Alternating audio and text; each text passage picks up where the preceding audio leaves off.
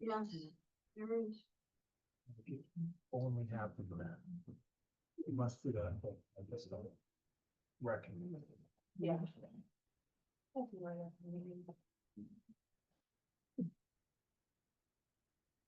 That's just. I will be able to start the meeting, but I won't be able to stay on. What time is Tomorrow it? night. Yes, but I have no full idea, because I don't hold on. There's someone happy about it. It's 7 on New York One, but maybe it's on a local, Maybe it's later. but then they would be preempting. No, it's 7 o'clock. Yeah, they'd be preempting football, for example, which I don't think has ever happened, and they'll plural, God forbid, and to preempt football. So I say Michael, Hey, perfect. Eric, Co-host and. Then you can share DEP. I'll send that to you. Take the room before, yeah. The office area. Yes. And make the sheriff's area.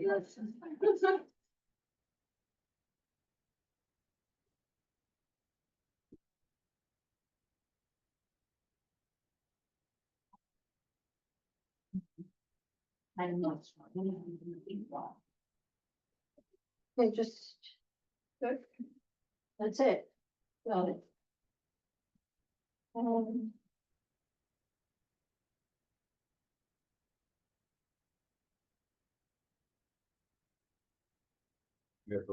Yes.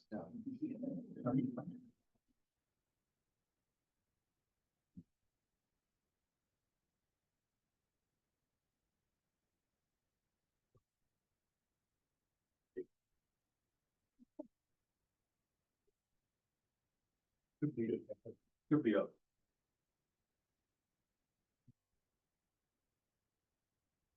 Not sure it's a problem.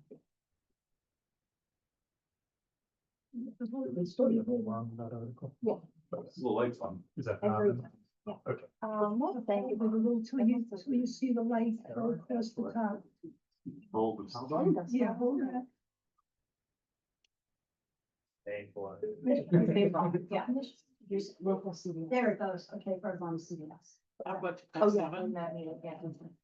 And what time is our, Oh, budget? yes, to you. Yeah, wait, I thought you'd be on the phone. Okay, no. No. No. I only know. That would be real sorry.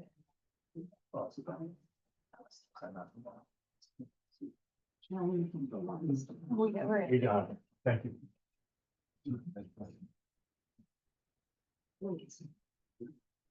It's. 6:30. Wonder if Michael would consider. Michael? Yes. Hi. Would you, starting the meeting tomorrow at 6 so that we, so to, hopefully get off, finish before the debate? I mean, I'm open to it. We kind of noticed it at 6:30 already. So Right.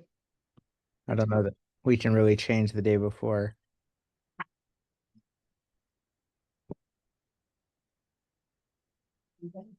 We can work quickly. There were quick meetings. All right, I'm on the Zoom call if you want to give me a share. Okay. Just a moment.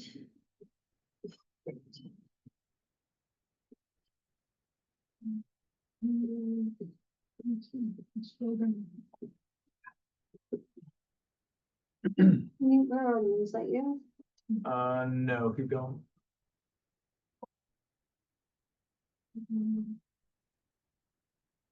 Might have to hit the got it button right soon.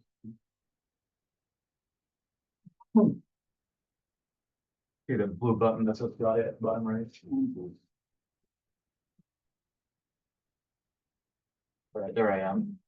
Right there? 2 up, 1 more, that's me. Pre-game of the map. Pre-game of the map. Oh, yeah, you want to pass over to me? Oh, yeah, no, that's the miracle, man. I go there and like the minute I put it on, it's all on. Few meetings ago, they used to do these real great Friday, Saturday events on the roof. And this year, I think they have like a more toned down version. So are we? But I guess it was in the roof for a few years. You have shared privileges now? Yeah, okay, perfect. Okay, Let's get so we started. can get going. Yes. Okay, good evening, everyone. This is, the, October meeting of Queens CB2's Land Use and Housing Committee. And, I'm Christine Hutter, the committee chair, Prameet Kumar is vice chair. Deb Markel is a district manager for Community Board 2. We'll get started. We have a large team who's gonna present our first item, which is the ULURP action for the DEP Newtown Creek CSO tunnel. Do you guys want to introduce yourselves? Yes, we can, and first, just thank you all for the time. We appreciate being able to come and speak to you all and to the folks who are joining us online. I'm Alfonso Lopez. I'm the Queens Commissioner for DEP. And beyond just this, I gotta always give a shout out to Deb and to the team. It's been about a year since I came on board, and we've had an excellent partnership. As you know, Deb is shy about calling me when she needs things. But no, it's that constant interaction and communication that makes this my job a lot easier and lets us identify issues and address them a lot quicker. So just wanted to take a minute to thank you all for that. We'll just go quickly. We'll just kind of raise our hands. So we have Kate Eden, Bureau of Engineering, Design and Construction, Terrell Eston, Bureau of Environmental Planning and Analysis, David Lee, Bureau of Environmental Planning and Analysis, and Dan.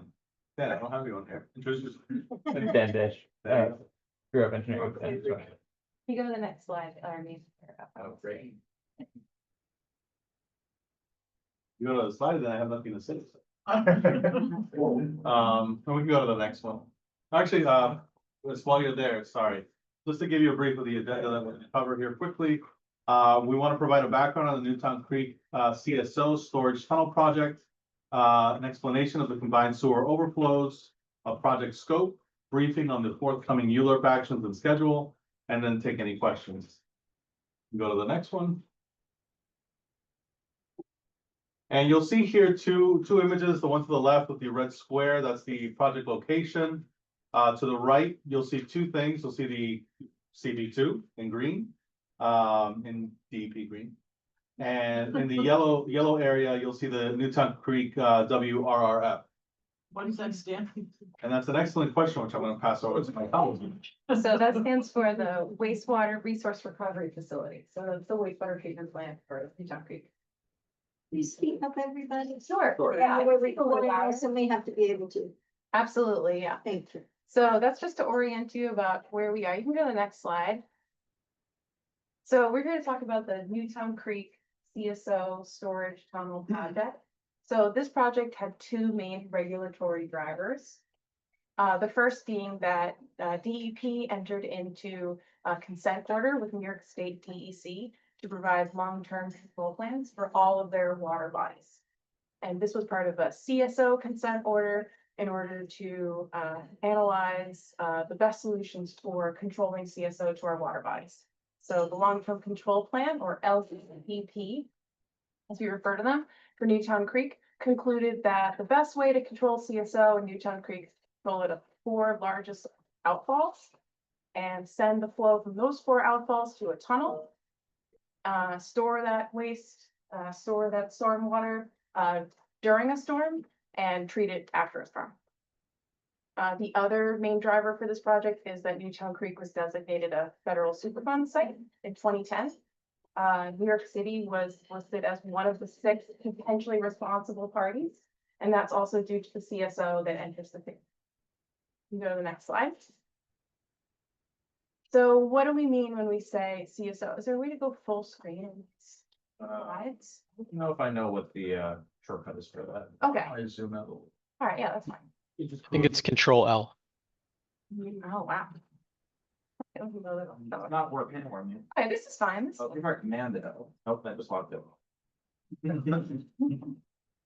Okay, so we're talking about CSO, or combined sewer overflow, and what do we mean when we say that? So the majority of New York City has a combined sewer system, meaning that your storm water goes into the same sewer system as your wastewater. So what that means is that when it rains, the sewer can become overwhelmed and it overflows and it will overflow into our receiving waterways. So how are we gonna control that for Newtown Creek? You can go to the next slide. So the proposed solution is to construct a tunnel. This is a long tunnel. It's over 3 miles long. It has a 50 million gallon storage capacity. It's gonna collect the flow from 4 outfalls, as I mentioned. Those are at the head of each branch of the creek. You can kind of see a little site at each end of the branch of the creek with a little pin in it. That's the location of the outfall. We'll be picking up flow from those outfalls, sending them into the tunnel. It will flow down the end of the tunnel and be pumped out by a new tunnel dewatering pump station. This project is currently in design and we have a consent order milestone to complete by the end of 2040. You can go to the next slide. So this is kind of a schematic of the system. There's a lot going on here, but just gonna run through quickly the components of the system. So where there's currently an outfall at the head of these branches of the creek, we're gonna reconstruct that outfall to have a diversion chamber, and the diversion chamber is gonna divert flow into what we call a conveyance conduit, and that's gonna send the flow to a new shaft, and then the shaft will send the flow down underground to the tunnel. And then that tunnel is gonna pick up at each of these outfalls, and then it's going to culminate at that orange kind of rectangle, which is the new pump station. And after a storm event, once the wastewater treatment plant is able to take the flow from the tunnel, it'll then be pumped to the wastewater treatment plant, the Newtown Creek WRF. Go to the next slide. I'm now going to pass it off to David Lee. Please, Senior Project Manager of DEP. Please speak louder. Sure. Can't hear you at this. Good evening, my name is David Lee, Senior Project Manager at DEP, working on environmental review and the ULIP application for this project. So this is, given the scale of the project, as you can see, Rose Project here, covering both Community Board 2 and two other community boards in Queens and Brooklyn. This will require a significant amount of site selection acquisition. Actually, so this is this is divided up into 2 ULIP applications. So the first application would involve site selection and acquisition, which allow the city to acquire properties and site infrastructure on any non-city owned properties. And then the second application would be for site selection only.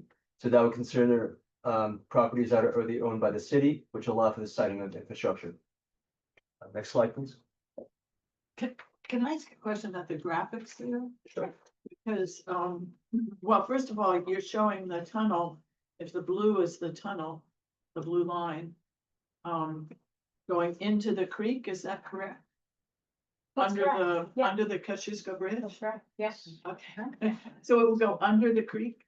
Yeah, Okay. so an interesting thing about this figure, just throw this in here, the kind of orange red color are the limits of the properties that we identified in the ULIP application that we may be utilizing. for the So that was my other question. What does it mean when the orange sort of? Right, so there were Good, some good. areas, Kosciuszko Bridge being a major one, where we're awaiting approval from New York City DOT on how we're crossing that bridge.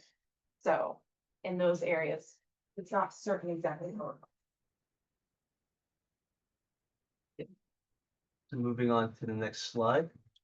So looking at sorry. Yeah. Probably play this one. So looking at how the proposed 2 land use actions would be implemented within Community Board 2. So looking at site selection and acquisition, this would affect 49 different properties located within this community board. So that would include site selection of a new city facility, the BB26 diversion facility on private property. So this will allow for the construction of a CSO tunnel and the diversion facility in question. And then also acquisition approval for subterranean easements. So that would be intended to protect the tunnel from physical damage. And then looking at the second action, site selection only, this would affect 4 properties within Community Board 2. So this involves site selection of a new city facility, the NCQ 77 diversion facility on city-owned property. This will allow for the construction of the CSO tunnel and diversion facilities. I just want to make a quick note. So this is out of a total of approximately 99 properties that would be impacted along the entire alignment of the tunnel. So these would be the specific properties that will be located within this community board. And also noting that the majority of these properties are, all the properties in questions are industrially zoned and under M zoning, and so there will be no displacement of any residential properties or local commercial businesses. So next slide. So as mentioned, the majority of the acquisitions and site selection would involve subterranean easements. And this is a graphic illustrative easement that, and also an explanation that explains how this will work out. So as mentioned, 44 different subterranean easements are required within Community Board 2. And the community easement zone begins approximately anywhere between 25 to 75 feet below ground surface, existing ground surface. And the tunnel itself would be further down, approximately anywhere between 80 to 130 feet below the ground surface. The exact depths are still being confirmed, so they'll be confirmed further along when the design is finalized. And so you can see here that it is divided up into, the easements are divided into two different easement zones. So one would be the exclusive subterranean easement zone, which would be restricted, which is intended to protect the tunnel from any physical damage, and which would be restricted to DP access only. On top of that, immediately above that would be what's called a non-exclusive subterranean easement zone. So this will allow for a potential future development, provided DP maintains access. So basically, future development would be allowed within the non-exclusive subterranean easement zone, but it would be subject to approval by DEP. Next slide, please. Okay, next, we're moving on to further details about site selection acquisitions. So this involves one of the diversion facility sites. So first site selection only would involve that acquisition acquiring a permanent surface easement and temporary easements at 3 properties within Community Board 2. And then also acquisition of a privately owned concrete manufacturing facility, so that involved 1 property, and an MTA LIR owned parking facility. So that, oh, sorry about that. Oh, sorry about that. One slide. All these. So this would be a privately owned parking facility and material storage facility. Next slide. So this would be looking at the scope of work and the proposed conceptual layout. So the proposed scope of work here would involve the construction of the permanent NCQ 77 diversion facility. It involved construction of a drop shaft structure, the diversion chamber, outfall structure, black gate chamber, and other opportunity structures. And this will also include the construction of a permanent odor control system and a below grade vault. And in terms of the approximate duration of this work, it's expected to last approximately 6 years for completion. Next slide. So due to the construction activities at the NCQ 77 site, the Railroad Place would be closed off during construction activities, and alternative access to this site and the Amazon distribution facility to the north would be provided by a temporary roadway opposite 57th Avenue, connecting 49th Street. So you can see the slide indicates the location of where the temporary road would be located, and which will be closed, the road section of Railroad Place that will be closed out for construction activity. Next slide, please. Next is moving on to the BB26 facility. So this involved acquisition of permanent DP obtaining permanent surface easements. So DP requires surface easement, and the temporary construction easements at 3 properties within Community Board 3 mentioned. And this would involve acquisition. This involved a privately owned concrete manufacturing facility, which involved 1 property shown here, and then 2 properties owned by MTA LIR. That'd be a parking facility. And then in terms of next slide, we'll show the proposed conceptual layout of the site. Next slide, please.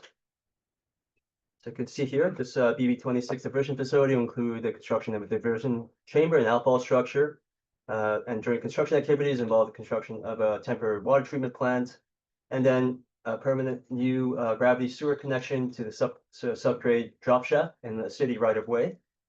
And the construction duration is expected to last approximately about 2 years to complete. Next slide. Next is we're moving on to the seeker review, the environmental review for this project, specifically looking at the environmental impact statement that DEP has been preparing for this project.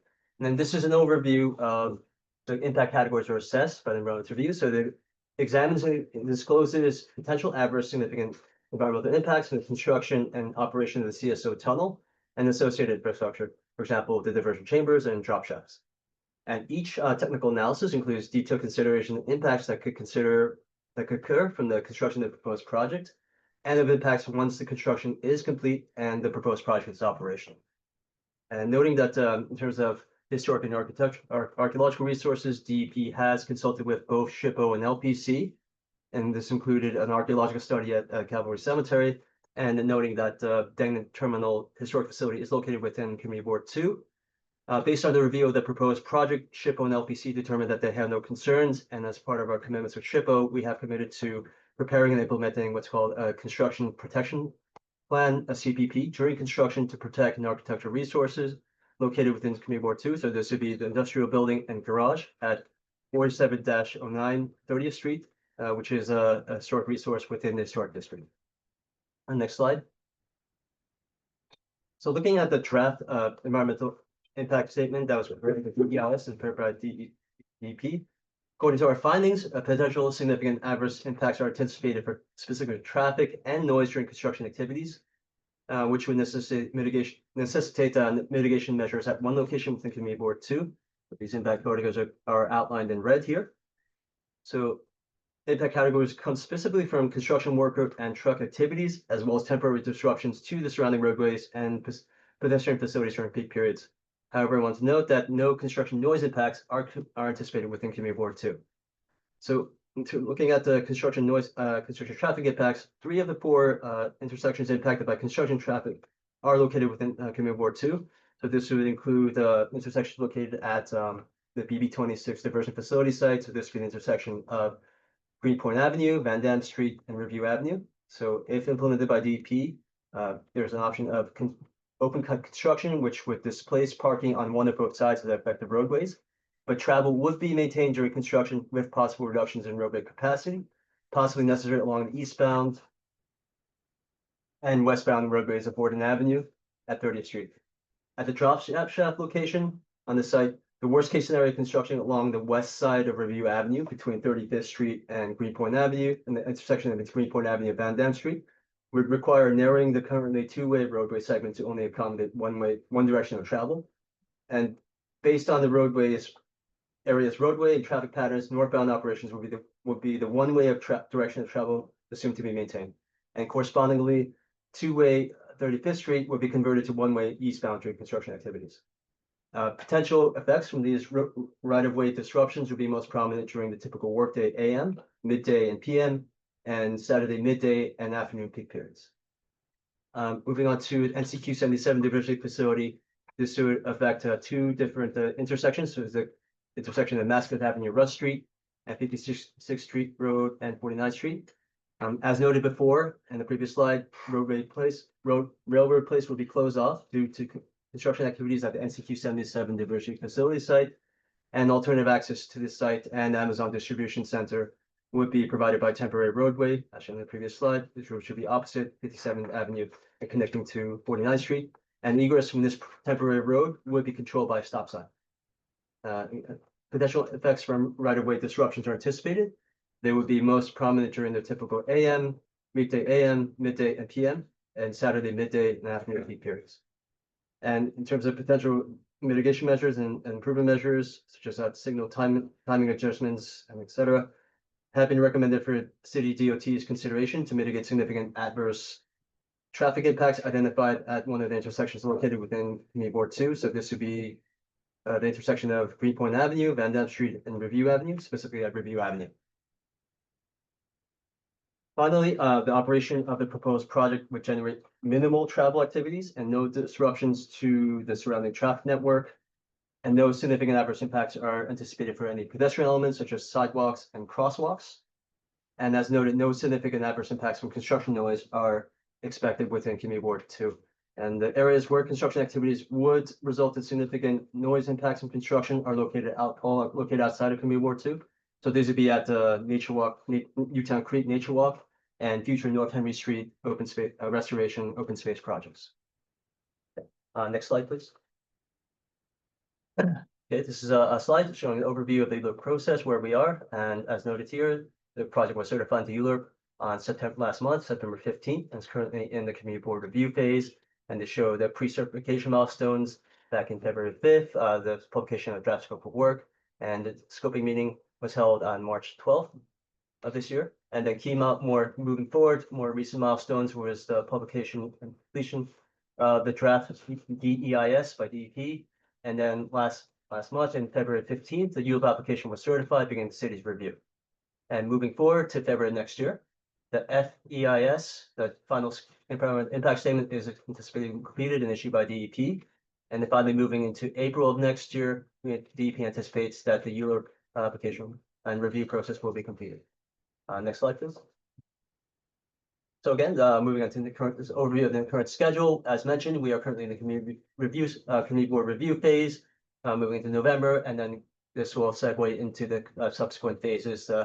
Bureau President's review for both Brooklyn and Queens, the CPC commission, CPC review anticipated to be this winter, anywhere between December or February next year. And this would be a combined CPC hearing and DEIS hearing as well. And then, as mentioned, in February of next year, we anticipate the FEIS will be issued, and then this will kick off the city council's review for few days. So that would be early spring, moving into April of next year, and then completion of ULURP anticipated for spring of next year, sometime around April.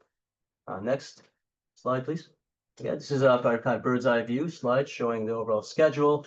ULURP, as mentioned, is anticipated to end around second quarter of next year. And this would dovetail into the start of the land acquisition process. And you can see here in yellow, the 3 different construction packages would commence. The first one beginning overlapping with towards the tail end of the land acquisition process, CP1, which would be the site prep. And then finally moving into between 2032, moving into 2040 would be the last third construction package, would conclude with the construction of the tunnel dewatering pump station. Next slide. Okay, so that concludes DEP's presentation. Please kindly let us know if you have any comments or questions. Thank you. I'm sure there are questions and I'll open it up. I just have a couple to start, just to be sure I understand that, we all understand.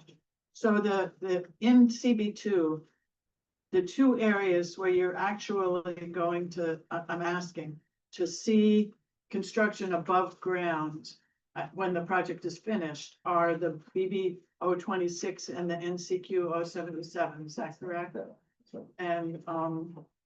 And then would construction It's part of the Go for- ULURP Act. There might be some surface work in the right of way, as was mentioned in the.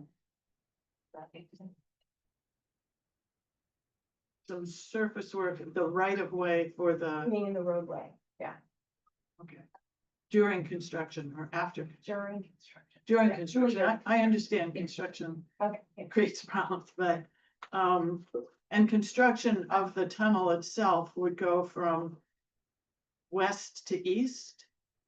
That would seem to be logical, I mean, Yeah, because it's you mean got like to end- north, I think of it as north to south, okay. right? Yeah, I think it's So, same so the thing. portions, Yeah, the portions in Greenpoint would be built last.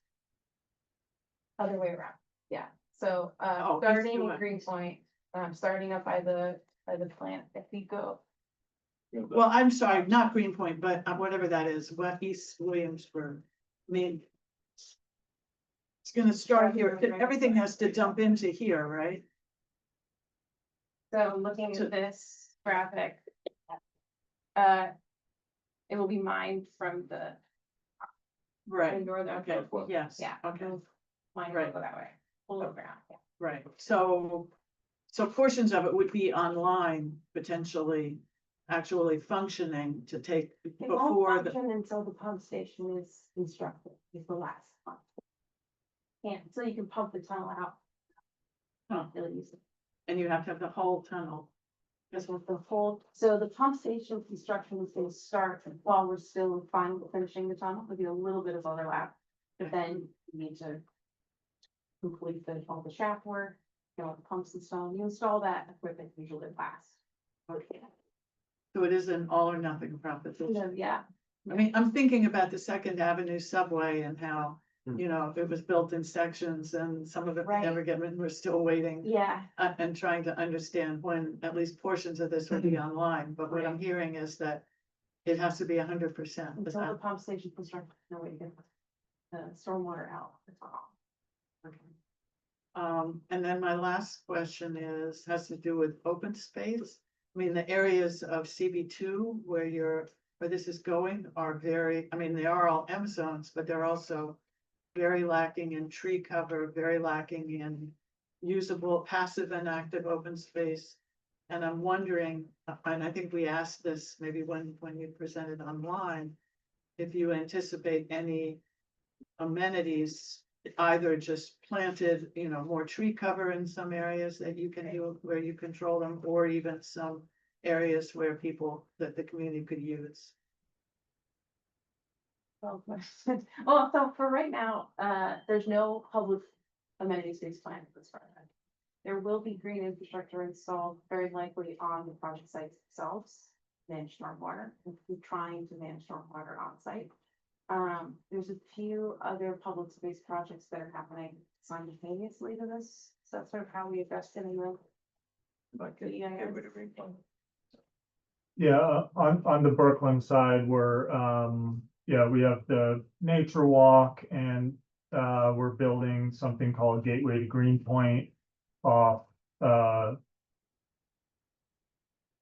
Greenpoint Avenue, corner of Greenpoint and Kingsland. Yeah. The two surface sites that you mentioned, so one's BB26 at the head of Dutch Kills.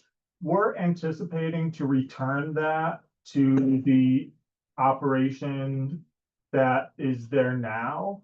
Like, we just need to get in there for construction. It's not really going to be a reserved DEP site. We'll need to be able to get in there to make fixes, like with all of our outfalls if something goes wrong, but it won't be a DEP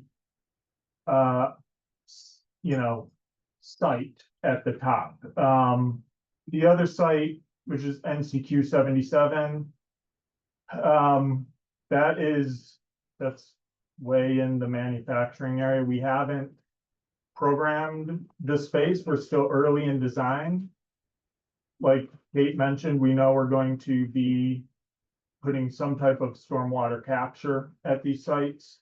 So we don't By have, which you mean potentially planting, is that what you mean? Yeah. it can involve that, it could be, yeah, like a green roof or a lawn, but But it would. Yeah. Like what we call stormwater practice of planted. Yeah. Bioswale.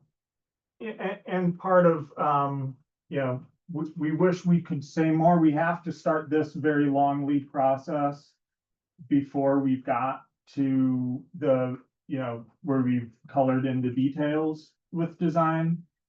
So some of this is still to come.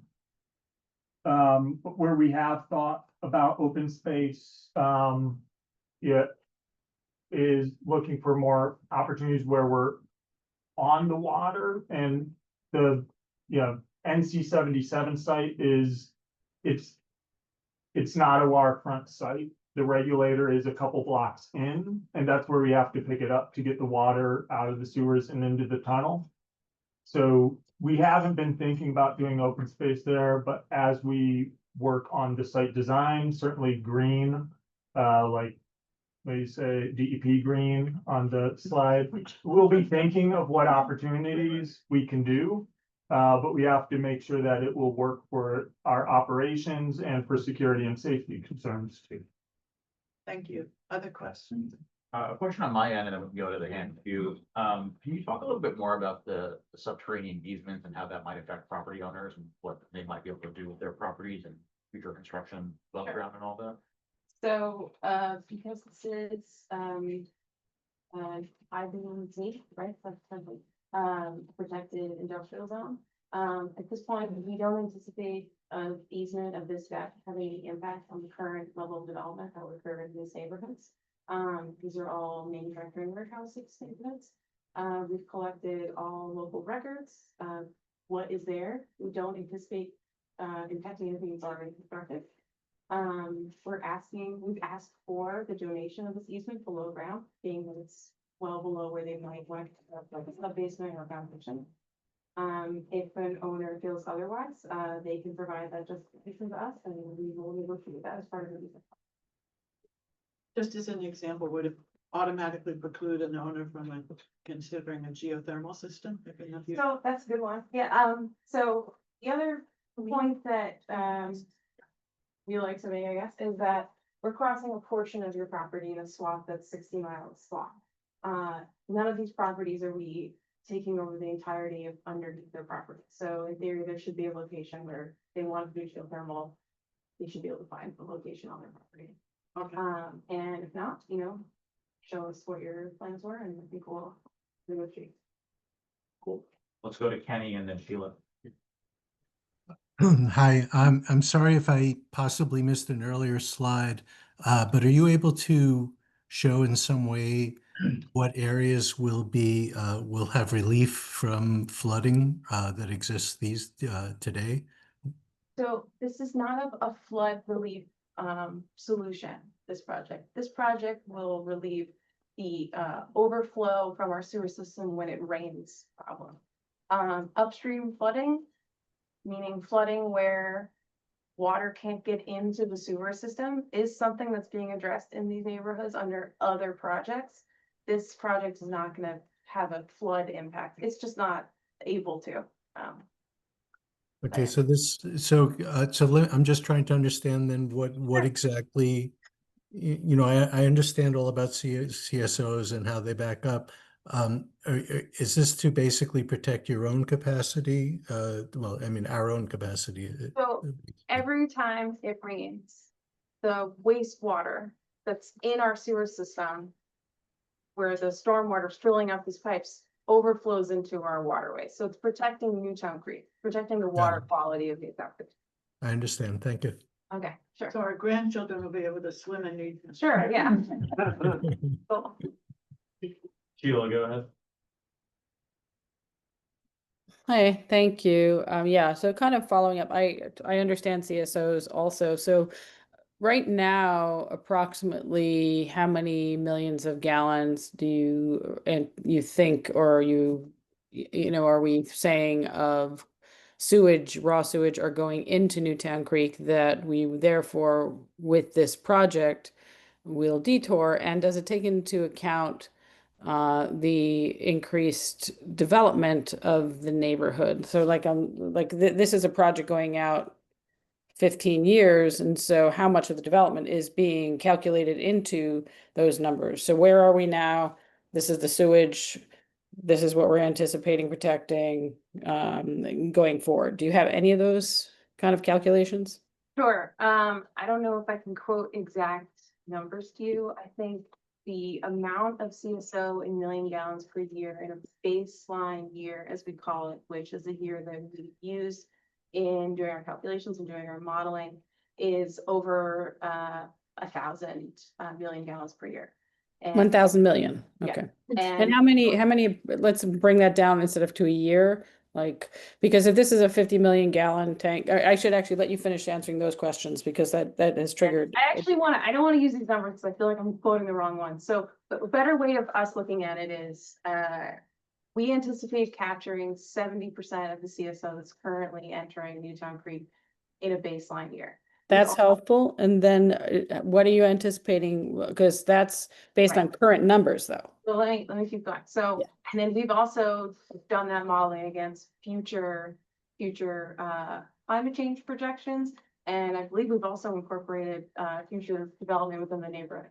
So the way that we're looking at that is, a better way of looking at that is how many overflows per year we're seeing in Newtown Creek. So right now in each of these outfalls, that number varies, but it's somewhere between 25 and 40 overflows per year at each of these outfalls. Like on Monday, right? Right. So we're looking to get that down to, at 3 of the outfalls, 7 times per year and 10 times per year at one of them. Now, we've looked at that with future climate change projections, and it will go up to 8 times per year. So we're able to capture all of the small storms. So all the small storms will be able to fill up the tunnel and will capture, or it won't fill up the tunnel. But once you get those big storms, which are also the kind of storms that we are seeing in the future, the top of that storm, the second half of that storm, we're not going to be able to capture because the tunnel will be full. Okay. We did look at future projections of what would be going into the tunnel and we modeled it for now, for past data and for future projections. Okay, great. And how, just, your baseline was based on numbers 2025 development or 2023 development? So weirdly, our baseline year is 2008. Because That's why, was a there's a big really difference. It was a really good year because it had a lot of really big storms and it had a lot of really small storms. So we've also modeled it on last year and, the last 5 years, last 10 Okay. years. And the precipitation is a 2008 precipitation, but when DEP does the long-term control plan, they use future growth, I think, to a 50-year projection. We work with city planning and it's called NIMTEC, the Metropolitan Transportation Council, on what the regional forecast for growth is. So it does take future growth into account. It's at least a couple of years old, so it won't have Okay. a yes, but it's 2008 rain with future population.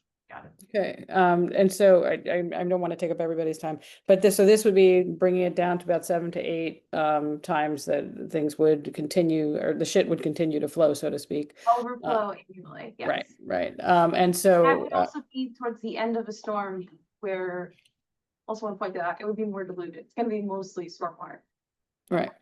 What's the conduit? I mean, I know what the overall capacity is, but like for a really serious storm, how much can the conduit handle at any one time? Like, Does that question make sense? so like the ability for the water to enter the tunnel, Yeah, you're saying? So I'm gonna say this right. So the flow into the tunnel is calculated so that we can fill the tunnel up without overflowing out one of our overflows. Okay. So there is like a flow rate that will be allowed into the tunnel. But it's big enough to capture, some of the bigger storms. You will rarely get overflow when the tunnel's not full. okay. Well, that's just one last thing that I want to bring up because Christine mentioned it, is I mean, I love, the amenity, as you used to me, this is even an amenity. All of this public infrastructure is saving our butts, so to speak. But planning ahead, I mean, Hunters Point South was all industrial, and yet a lot of the plan included inadequate but public open green space. So planning ahead for this industrial area, that parts of it probably will be developed. Can the words about public open green space and or other publicly accessible amenities be incorporated? I mean, it's an educational opportunity too, if something can be incorporated into the plans, the development of this project going forward. Agreed. Yeah, I mean, at this point, as you said, we don't have any plans for it, but I think we haven't entirely concluded. Thank you. Was there anything else on that? Nope, that's it. Okay, Danielle? So going back to Christine's sort of comment about the Second Avenue subway, what happens if funding changes? Does this just sort of stop? Or? So, so this project is, first of all, driven by a consent center. So we are required under law to follow the milestones that we've been provided. We meet these certain deadlines that the state has provided, and if we don't, we face fines. So that's the first answer. The second answer is this project actually is funded, and the city looks at it, meaning that it's in our 10-year plan. All of the contracts within this project are in our 10-year plan, which is not always true for every project we do. The 10-year plan can be sometimes flexible. But right now we're happy about that. Go ahead, Chrissy. Is there any opportunity to reevaluate your current study to better incorporate factoring in that there will inevitably be development happening during the time of this project? Because that's seriously going to impact the effectiveness of the tunnel. And also when there will be storms that will inevitably happen during the project, or if it will also potentially will reach overflow. Have you guys studied what will then actually happen to the properties that are above the tunnel? If the tunnel does in fact overflow? Let me answer your first question. Yeah. So, Terrell actually corrected me earlier that this project does, take into consideration future development. So future development projections for water use, stormwater, have both been incorporated into the future projections of this project. So we're kind of taking that into account when we say the 7 or single digit overflows per year, looking out, 50 something years. Second part of your question. Yeah, so whenever there is stormwater that will happen, probably during the project, like what's happening, or even after it's completed, and it does reach a point where the tunnel will overflow, have you guys studied what would then potentially happen to the properties that would be above the tunnel? So it won't have any impact to the properties above the tunnel. So the tunnel will overflow at the existing outfalls and it'll go directly into the degree. You're not going to see flooding at the surface level. That's not where the expressions of the surface expressions of the funnel are. There's no place for the water to come out of the funnel, come out to these property owners.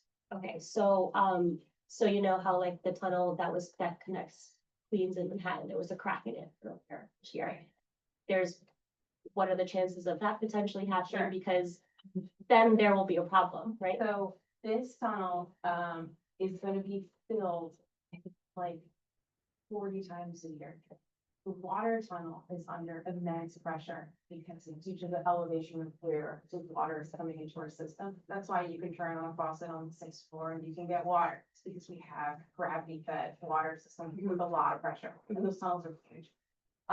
This tunnel is 22 foot diameter. It's not nothing, but it's not going to be full of it. And you get that pressure of cracks and water comes out, due to the pressure, the water pressure. There's no water pressure in this tunnel.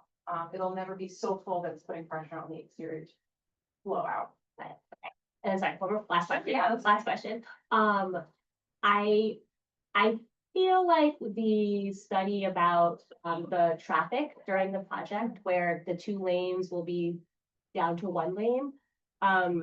That's gonna be a bigger issue in real life than what is being reported. And we all live this, right? So curious if there's, like I just want to make sure that this study is not downplaying what's actually going to happen because there are massive trucks that go through there, buses. It's going to seriously increase the traffic there and upset a lot of people. So, saying that it's only going to happen morning, noon, and night during peak hours is kind of like you're just telling us it's going to be bad. So what else can be, yes, I'm just saying it, but also like, can there be like a better way of addressing it other than just, Absolutely. telling us? So it's that's gonna- actually part of the design development is how can we try to reduce whatever our impact is to traffic, because it also doesn't help the project either. It makes the project a lot less efficient and makes the duration of that go a lot longer. So part of our working of figuring out what kind of work we're gonna be doing in the road is figuring out how can we do it with the least impact. Because it also, we're excavating, we have to bring that soil out and then another, so it affects the rate of our work. I will say that in all those instances, it's for a portion of the project, when you saw a really long timeline where you're construction for like years. None of those sites are for the duration, just for the duration of the work that's right there, and that can vary like 2 to 4 years, depending on the site. I would only have a add, question, excuse me. Straight. Will the debris that's taken out, will it be trucked or will it be barged? Oh, that's a great question.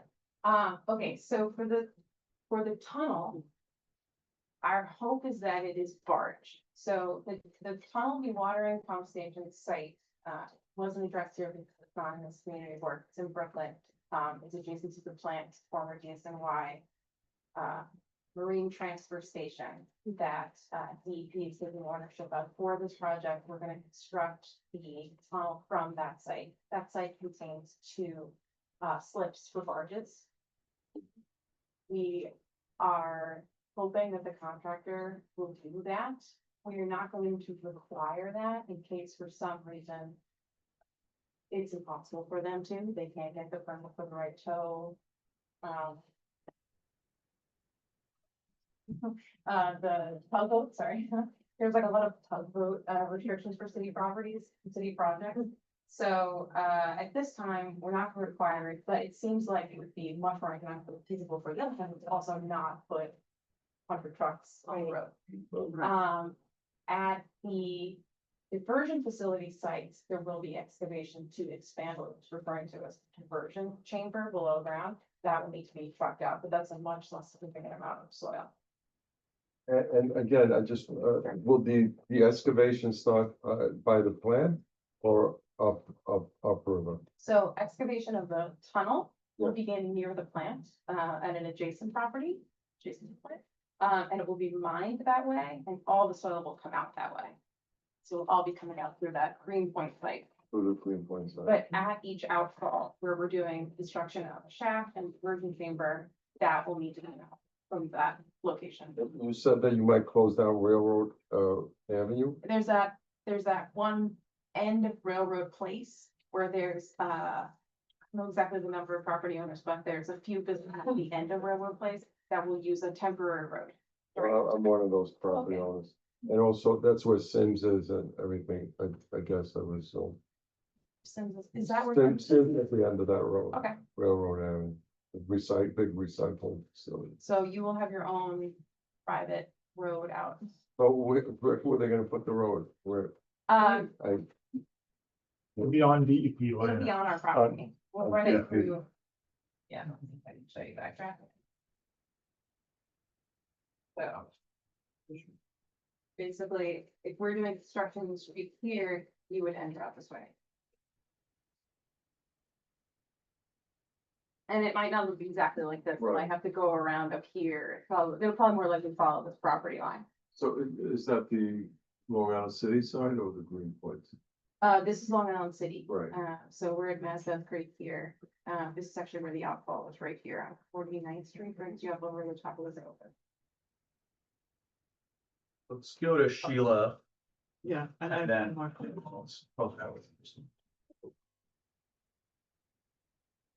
Okay, just quickly, so I heard you say that this is fully funded.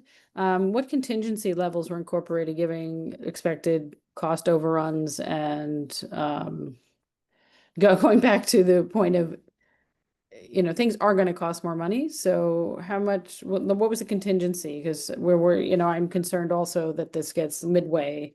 And then I'll just throw out the other questions.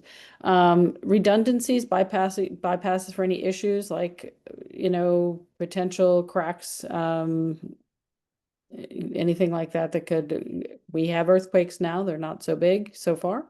But anything, protections like that built in?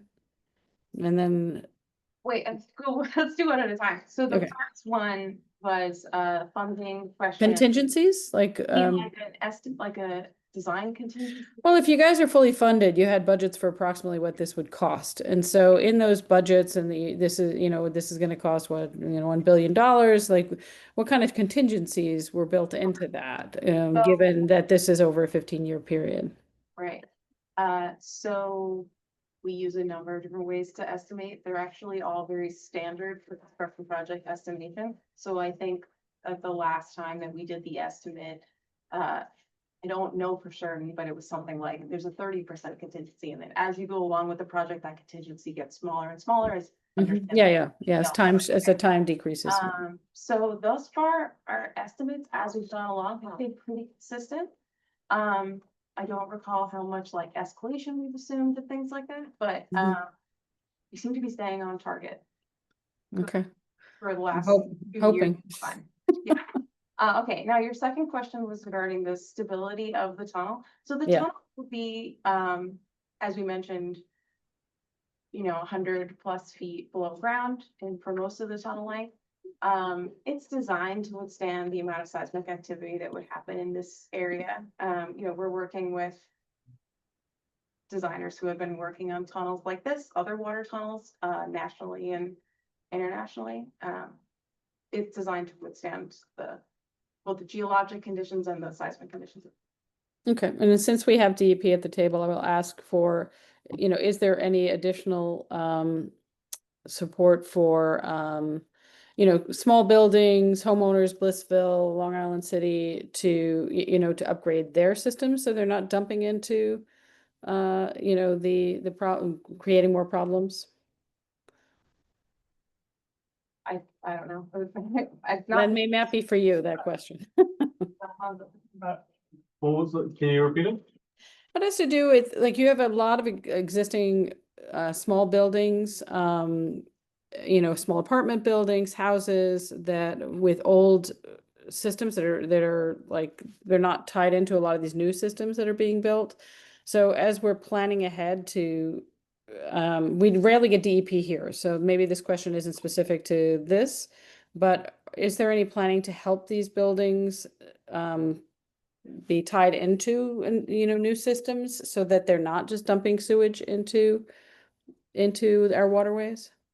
Is this making any, I don't know if I'm making sense again. I think this is one that I'm gonna take it back to smarter folks than I and circle back with you all.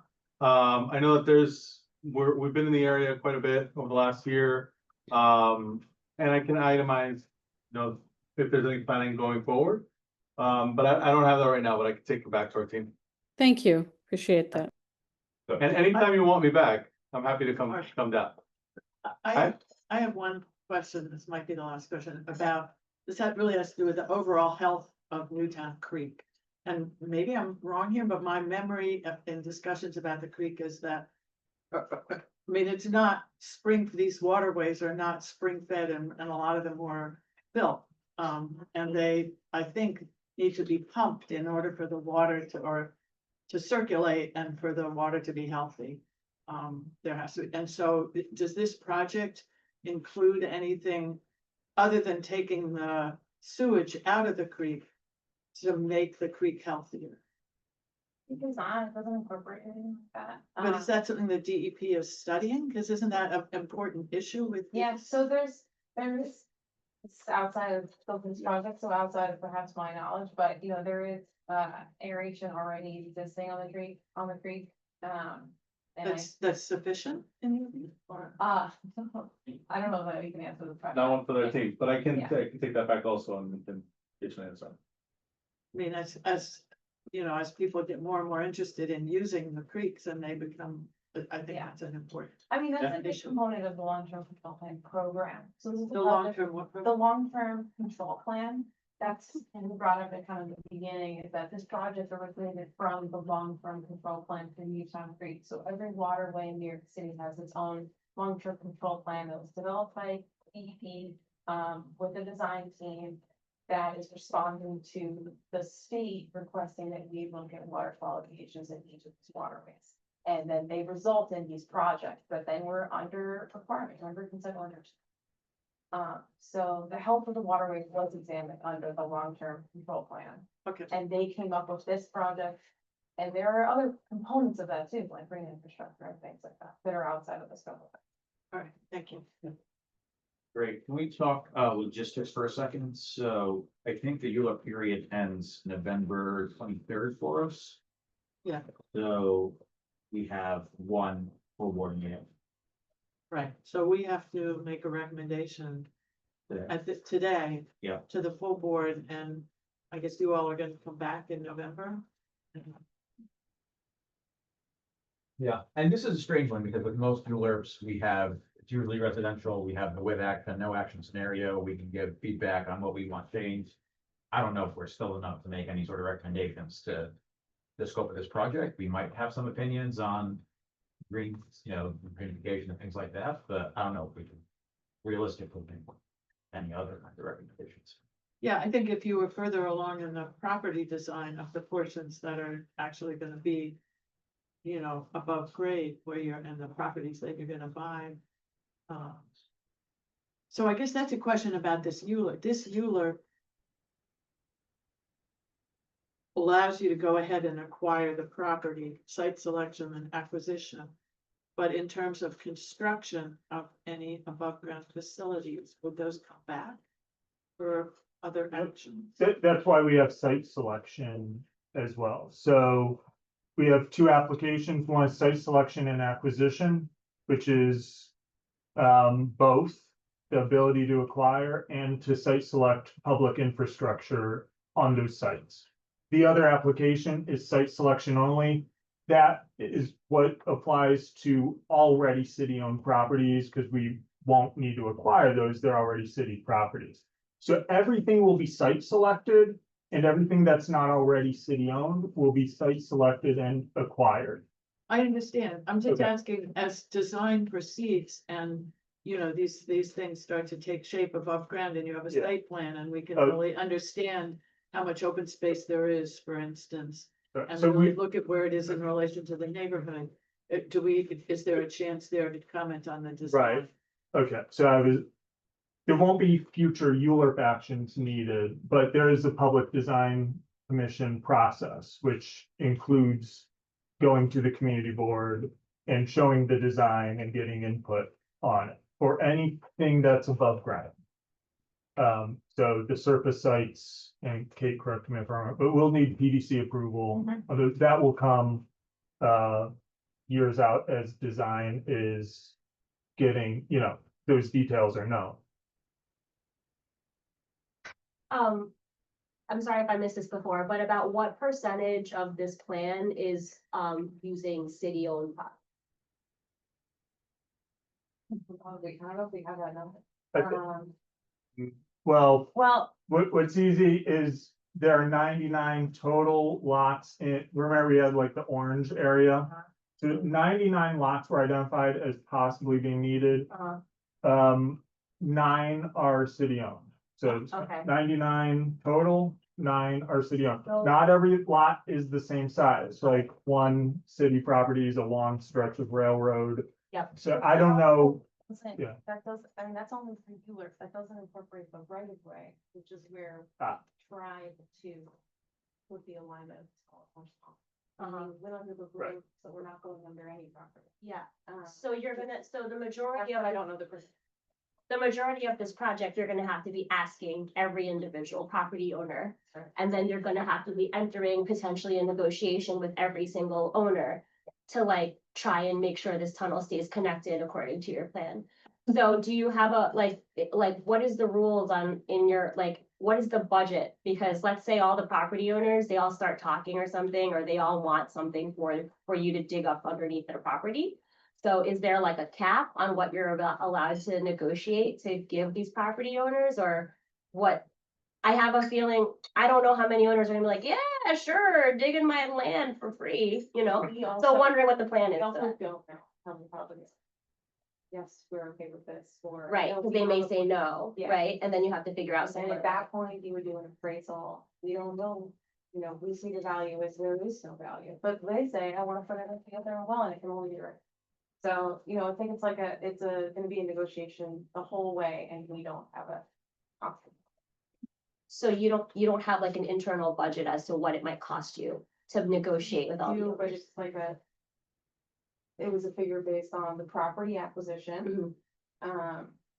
and not knowing if we can say anything. for easement. And the bottom line is, because this is a court-ordered action and you have to do it, that you can, if push comes to shove, there's no question that you could use eminent domain. Right? We will use every option prior to that. Our hope is that we can come to the table with every owner to negotiate. But the owners are also gonna know that. Yeah. That eminent domain is the action of last resort. We're still in the ULURP process, so no one said we're allowed to buy anything. Cool. Any other internal discussion on these two land use items before we make our invitation? And one last thing, why is it so long instead of shorter? Yeah, we looked at a short option to begin with. I remember all the reasons why it didn't make sense. So, you would have had to have done some kind of connection to the plant one way or another. You have to get that flow to the plant. So the idea at first was we were only gonna connect the bottom 3 outfalls. This turns into kind of a long story, so I'll try to keep it really short. The 3 outfalls that are on the screen right now, the bottom half, southern portion of the tunnel connects to NCB 15, 83, 77, those 3 outfalls. That was the original scope of the project. Later on, we decided to incorporate BB 26. It was gonna be handled under a separate project. But it made more sense to put that into the tunnel. And that kind of sealed the deal in making this a longer tunnel, because if you're gonna connect to all four, it makes sense that you would run the tunnel by there. Otherwise, we were looking at a shorter tunnel and just pumping the flow via a force main to the plant, but that's a sewer line. You're creating another sewer line, and that's a surface construction project. Whereas if you can tunnel, you're going underground the whole way. Thank you. And you go through the creek, which is that new tunnel going through the creek? Because as you said, and we all know, it's a super fund and a pretty nasty one at that. So is that causing additional issues? The creek and the land are both super fun. So we are avoiding all the major spills that we are aware of right now. Okay. And we are also collecting environmental data as we speak. And has gone into how we anticipate handling the tunnel excavated material. But regardless, we have to build this tunnel in this neighborhood, so we're anticipating that. Thank you. Cool. Any other thoughts on these land use actions? Are you looking to take an action now? Yeah, might as well, right? I feel like there was like some maybe information that we all had questions about that maybe they could come back at full board and have answers. Also, like. I think that's fine, but we Yeah. probably still We should. still have. Right, we to still do have- that. yeah. Okay. I mean, I would move to approve. Yeah, I don't know why we wouldn't do. Yeah, move, right? Yeah. All right, all in favor? We don't have to discuss, there's no discussion, right? There could be, if anyone has any thoughts. There's nobody else, right? Right. You take the top down, so. I have a question. I mean, I'm sorry. There's some hands. I have a question. Yeah. I mean, the depth of the tunnel is the 25 to 100 feet you mentioned. 80 to 130 feet. Well, yeah, basically I represent one of the owners who has interest of building something and he has a plan. In my understanding, the piles will go down to 150 to 200 feet. So how that is gonna affect your tunnel? I think we need to talk. I mean, I think, as I was saying before, our tunnel's not taking up the entirety of the property.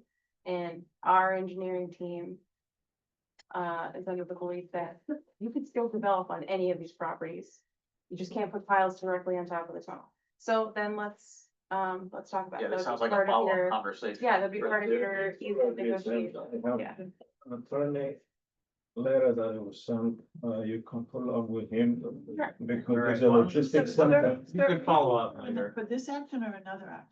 I mean, right now, we're talking about a committee motion, but you, I receive a notice as a landlord, so. Yeah, why don't you follow up Okay. afterwards? Let's continue. Landlord, did you sign in as? I did sign, yes. Okay, I, good, so- you know, the owner is out of the country, so I just came on his behalf.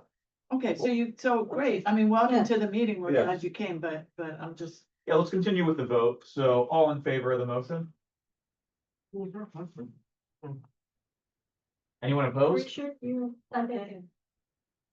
Everybody's hand, No one's opposing? no one's opposed. All right, unanimous. Mm.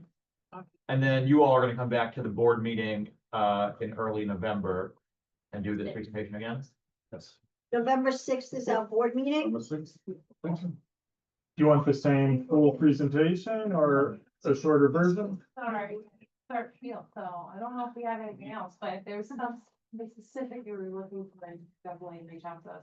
Perhaps through our comment. Is it the same? We'll have the committee. Yeah, I think. I think it was short enough. Yeah. It was short enough that you could probably do the full thing. Yeah. I don't know if there's anything major that was outstanding. Krisha, you seem to. There were a couple questions, I wrote them down, but if there's anything, if you wanna For me, compile them and send it to me, so we make sure. Instead of shorter version. Yeah, I also think they were like questions that were like, outside the scope of the process, Yeah. so. Right. Might But you- be a different. But I would say compile them, send them to me, Deb, if you don't mind sending them to me, and then we can, anything that's outside of scope, we can note down, anything that's within, we can get answered. I have one final question. Wait, Anatole, is that Anatole's hand up or? He left. You'll, But wait, Anatole, did you have something you wanted to say? For the full board meeting, a shorter version would be great of the presentation. We can breeze through it. Yeah. We'll talk. At the same time for board meeting. All right, Sheila, let's close this out. Oh, Yeah, I was just going to suggest take the pertinent questions from tonight and just have them listed with the answers instead of having to, preempt so that maybe you catch people before they ask the questions again. Sounds good. Yep. All right. Well, hey, thank you for coming. Really appreciate it. Thank you all. Yeah. Thank you. And, what's the estimate? Matt from CB Service, hi. Oh, look at that. Oh. Sorry. All right, Yeah. now, our next agenda item. Good to meet you. is- I'm familiar with this letter. We actually responded to Donald via email. 4540 But Where I west? have my contact information in the email that I sent him. Right. So I think I emailed him like Today, today. right? Yeah. So So Is there a presentation? you can reach out to me via email or phone and This if is a you follow-up want the on time to talk, a we can. transportation committee presentation we did on January 2nd, 2024, and I Yeah, recognize yeah. some faces. I I think Sheila was here. Okay. At the time now. I just got this today. Yeah. Okay, can I get your email also, because I'm affected on both sides, Brooklyn and Queens. You a So, yeah, so we have. I'm sorry, you're having the side conversation right next to the mic. Don't mind just, Yeah, I was getting very confused, Anatole. Thank you. Sorry. No worries. Where is your client's? Location? I mean, loving the accent, I say that. Thank you. That's more. Yeah, feel free to take a seat. Thank you, everyone. And who did you do the presentation to? Was it the board? Here we go. Yes. Fort Square Solar, right? Yeah. We just left forward to you. Yeah, perfect. 1 second. You want passing them down?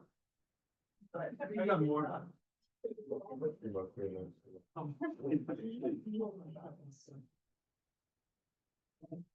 All right, hang tight online, folks. We're gonna do a quick transition to the next book. Is this the microphone? Yes. Yeah. And my. The camera is also right behind you, this, and, so if you wanna get angled a little bit. The letter is banging my head. Okay, so, thank you. Yeah, actually, if you could sit to one side, so at least you squint at the screen. And for me, I just sent it to you. Okay.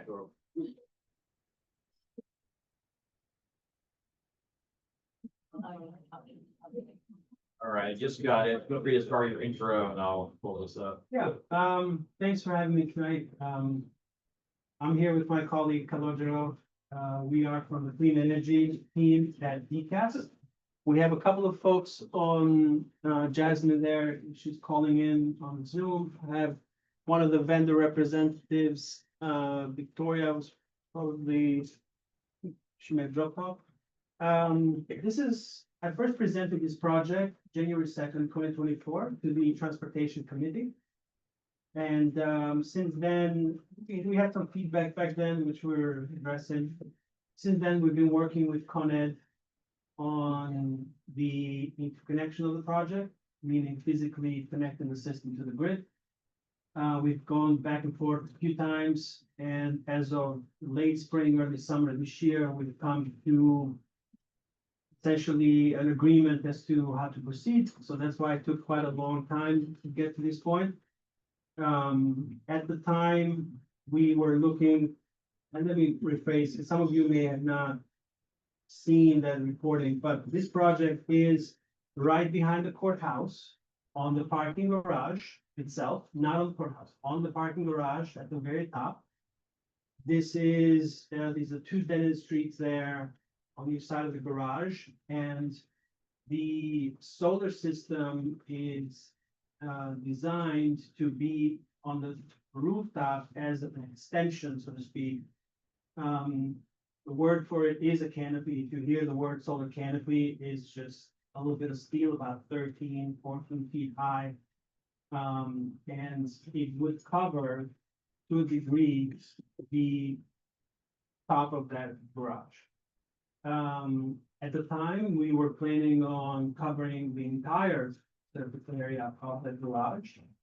due to, the requirements that Con Ed has to do that project, we're looking at quite a long time and some extensive construction from Jackson Avenue all the way to the garage, building underground.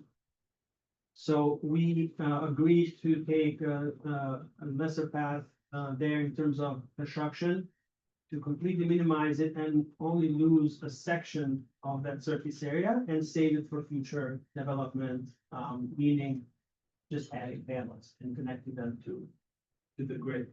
This garage has 2 electrical rooms. We were going to use both. We are using one now. The one we're using is, and I don't know if some of you have used the garage, but there are electric car chargers now installed there, and we are using the same electrical room. There's a reason behind that. Number one, that electrical room has capacity. That's the biggest thing, electrically speaking.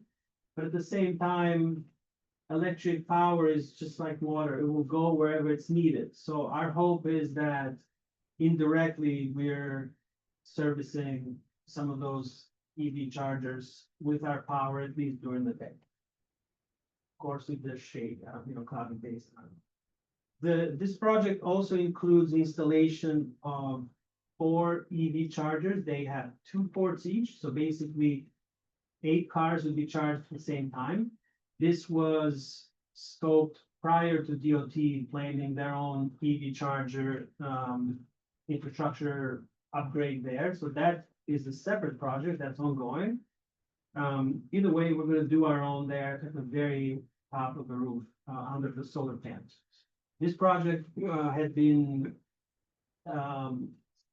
started at least on the feasibility side in the middle of 2000 teens. I believe 2016, 17 is when that process started. Between COVID, between all sorts of things, it's taken quite a bit to develop. It is the first solar canopy on a parking garage that is city owned. There has been one that that has been developed, but there's been one that EDC just completed. They basically took that distinction from us. So they completed one at the Queensboro base jails over by Union Turnpike. And if you drive to JFK, you'll see that new parking garage that has lights in the middle of the night that has solar panels there. So they did that a lot faster than us. We'll go to that. Yeah, I have some metrics here. It's a bit smaller, so I'm going to read them. I hope that I try to keep it as high level as I could, so that I didn't want it to be too technical. But this project is supporting the law that New York City has to install 150 megawatts of solar power on city properties. That includes building, land, etc. And we have to do that by 2035. It used to be a mandate of 100, it used to be a goal of 100 megawatts, but it's become law now by 2035. The system now, after the redesign, it's going to include 1,352 solar modules. They're going to be connected to 4 inverters. These are the switches that make the conversion from DC power to AC power. In terms of our simulations and some metrics, it's essentially a 785 roughly kilowatt system. It's going to produce about 475 megawatt hours of power each year. And in terms of emissions that will be offset or saved by not purchasing power from the grid would be 335 metric tons of greenhouse gas emissions. And if you look at that in terms of trees, that would be over 15,000 trees planted. That's the equivalence to that in terms of carbon emissions. The canopy height I mentioned is going to be anywhere, it's roughly 13 feet. I say roughly because that canopy is going to be flat, but the roof, of course, has its own drainage elevation. So in some sections it's gonna be 12, some will be 13, some 14, depending on that elevation. The main design criteria that we had here from the engineering team is to have it blend to the facility as much as possible. I'll show you, if you go on the next slide, what I mean by that.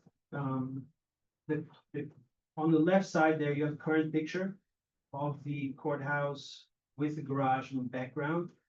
And on the right is the rendering of the same picture with the solar system on top. Can you point out, I mean, it's a Yeah. very small photo. I know, it's a bit Can you small. point out where we're seeing, just put your That's finger to where the the point. panels are? I want to highlight that that's the point. I understand, trying- but these photos are very far away. Just want to be sure I'm looking We're, at the right thing. we're trying to make it blend so you don't even notice, but you can see here, this is the white band here, and I do want to talk about that white band. Okay. We call it a skirt. It's a simple thick sheet metal that goes to the side of the solar system. And it's meant to blend in with those white bands that are between the floors of the garage. So the garage itself is not landmark. Garage itself is not landmark. The The courthouse courthouse is landmark. landmark, and there is a wall on that lot. It's actually not, I don't think it's on the lot, it's on the sidewalk there. And that wall, I do believe is landmark either way. It was built as part of the courthouse. I think they maintained it as the courthouse. Let me see. I don't know, it extends actually on the other side, all the way down towards the LIRR. So I think when the jail that used to be there was demolished and this garage was built, garage in '87, they maintained that wall. You mean this? Where's the wall? Yes. Where's the wall of the? This is the picture on the other side. I have a picture on the other side. Okay. But you can't see it from where we took the pictures. We wanted to see it with This is the courthouse. Yeah. Okay. I know I'm not supposed to use good. That's the wall. So that wall is very important, and that was part of the negotiation with Con Ed, because some of the work that had to be done was to the construction all the way from Jackson Avenue. They essentially had to build a two bedroom apartment under the sidewalk, and I'm like, next to the wall? No. So it was gonna be extremely difficult to do that. So the easy path is to reduce system size, use the existing infrastructure with some minor upgrades that can be done in the existing vault, electrical vault. We move forward. On this slide right now, it's another actual picture on the left. Sorry for the people on the Zoom. I'm standing up, pointing at the camera here. I don't know if you can follow me. But on the left, you have the picture of the courthouse. I know they're doing construction there, so it's not the best, but you can see the white band on top here, and you can see the columns that are meant to mimic the courthouse columns. Only the horizontal band is painted white. The original plan was to paint the whole thing. However, DOT, who owns the facility, is very much against that. So we had to, it's maintenance reasons. And it makes my job easier, but the original plan was to paint it. It's just, it might invite vandalism, might invite certain things. So for them, not having it painted, it's easier to just pressure wash her. So I said, okay, let's keep the bands and the columns and the purlins and all that stuff underneath. It's gonna look just like any type of other steel they use. This is the next slide is a picture, an actual picture of the top of the parking lot. We didn't mean to have the date up there, but as you can see, it has the date of the court with the courthouse and at the time, the parking lot was empty, other than the truck of the contractor that took the picture. And the rendering of the same picture, so this is not a full rendering of the ground there is the actual picture. The rendering is only the steel columns with the panels on top. So what's gonna happen here, and let me know if I'm going too far with this, but we're putting columns over the existing columns to drive the load evenly down. And on top of that, there's gonna be 60-foot purlins that go from across east, west. So from one street to the other, it's gonna be 60-foot purlins. And on top of that, there's gonna be smaller rails, basically making a grid for structural rigidity and stability. And on top of that is where the panels go. So Is there a reason why you're doing this and not a roof mounted solar system where the panels are closer to the roof? And would be less visible? we do that a lot, but this roof is used for parking. Oh, okay, I'm sorry, I didn't take that. I told you. Sorry, forgive me. I should never assume anything, so there's no silly questions. That's perfectly fine. If you have a question, we are installing, the EV chargers in, we haven't identified the spots yet where they're gonna be. To be perfectly honest with you, when we planned this, there was no EV, chargers on this facility, and now DOT's gonna put them everywhere, so at this point, it doesn't really matter where we put them, because every spot is gonna have an EV charger on this garage in a few years, right? It's a different project, so I don't wanna get into that, but they do have that. This is a view on the next slide from across the tracks. I can't remember the name of this avenue, but, this is a rendering of what the, canopy would look like. On this side of the garage, the LIRR track side is where we're gonna have the panels that are gonna be, That's so to speak, Thompson. missing. This is Thompson Avenue, okay? And, so on this side is where we're gonna, Actually, I think that's Skillman, isn't it? Yeah, it might, if it's behind, it might be still, it's Thompson. Is that looking west? so this is looking west, yes, from across the train tracks. So that's probably Tillman, right? Okay. Yeah. This was a picture and they use AI now to make them all like rendered, but it was a picture.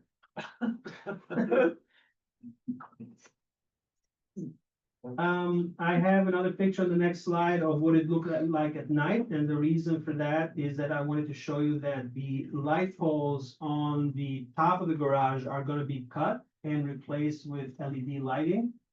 The specification we have right now is for 5,000 Kelvin in terms of temperature, so they're gonna be pretty bright, and there's these round flat look like a plate type of lighting that we're gonna install. I believe it's gonna be lit even more than what it is right now. That's at least what the lighting study says, compared to the pole out there. Yeah, I just have a question for you about the lighting. Because it's gonna be really bright and obviously, for safety and things like that, we want bright. But I'm curious, because I've heard before that there's certain colors, like certain orange color that's often used outdoors for safety because somehow it deters crime. Do you know anything about that? No, but we can write that down and ask the lighting. Yeah. I'm not a lighting person, so I don't know Yeah. that.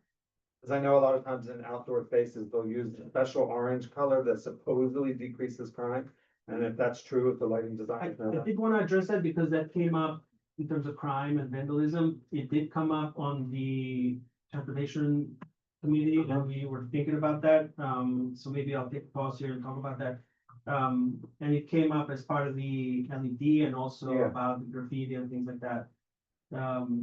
This garage is operated by a DOT contractor, 24/7, so there's an attendant there. It doesn't mean that somebody can't just take the stairs and go up there and, get up to no good, so to speak, but, there is a 24-hour presence there at the booth. And they'll have lots of cameras, I guess. We have spoken about cameras. It's outside the scope of this project. I'm also not a camera contractor, so we have mentioned it to DOT. There are no cameras now? I don't know. Not on the rooftop. If they have cameras that are like camera in the first floor or street level, I just don't know the answer to that. I haven't seen cameras when I was there. Oh, wow. But they are there, or as soon as you enter, you make a right, the lift gates are there and they have two offices. They have a main office that's lit and, there's like a little group there too. But we have brought up the fact that might be smart for them to think about cameras, not just on this garage, but Yeah, but anywhere. you know what I mean? So this is, so going off to the next slide, this is more of a close-up and hopefully this shows how we're trying to maintain the look as much as possible. On the right side, you have that top white band there that is supposed to match the garage bands. And again, the columns, the vertical columns there that are on the outside, they are not going to be painted or do a future request. I do want to talk about the schedule. Back in 2024, to be honest with you, I wish I would come here now and tell you the garage is complete, but we did run through all these groups and negotiations with Con Ed and so right now we do have the date is a little flexible still. We do have a landmark preservation committee hearing on the 21st. We do have we do have an application with the LIRR about their approval, just because we're working next to them, so we just want to make sure that there's no concerns on that side. There is a in development right now, we also have a plan for the crane operations. Now, that's very important, and I do want to go back, if you don't mind, going back to that second slide where you have the map. We have spoken as part of the our first meeting. One of the comments was to talk to the neighbors, so we did. I went to the storage unit business on the Court Squares West business. They do have few loading docks there, which they use for people that are bringing in large trucks to either pick up or drop off their own belongings to their own units. They didn't have a problem as long as we coordinate with them which days they that we will be working. They basically will tell people that, hey, come back in like 3 or 4 days. The parking lot next to it is an open parking lot that we would coordinate with that owner so that the crane are positioned in a way that the flagger will still be able to drive traffic in and out. I mean, luckily, this is a dead-end street, so other than that, we don't expect much traffic. And that flag will also be responsible to allow entrance to the garage itself. On the east side, there's some condos or apartments. I'm not sure the type of buildings. We have spoken to them too. Their main, they have an access there to a garage.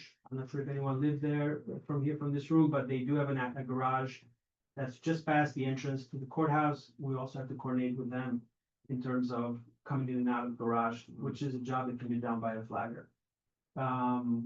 Unlike the previous presentation, this is very light construction compared to that. And so in terms of the cranes, there's going to be 2 cranes on each, either on Court Square West or Court Square East. And they're going to be coordinating the steel drop and the fastening of that. So it's just a matter of days. We're not. I appreciate that there's a lot of logistics to this problem, but I think the only thing that we are being asked to opine about, right, is the landmark aspect of it. Is that, am I understanding right? Yeah, I mean, that's the only reason you're here for us. So. To be honest, I was asked to come here, so in terms of, I'm not filing a Europe application, we're not required to do any of But that. landmarks told you had to come to us. No, they said if I had spoken to you, which I had done in 2024, and so I only reached out because one of the things that I was asked back in 2024 is to keep you in the loop whenever things change. And things are changing now. quite rapidly. So I wanted to reach out and say, hey, listen, this project is changing a little bit in scale. We're not tearing up the street. We're not doing any of that.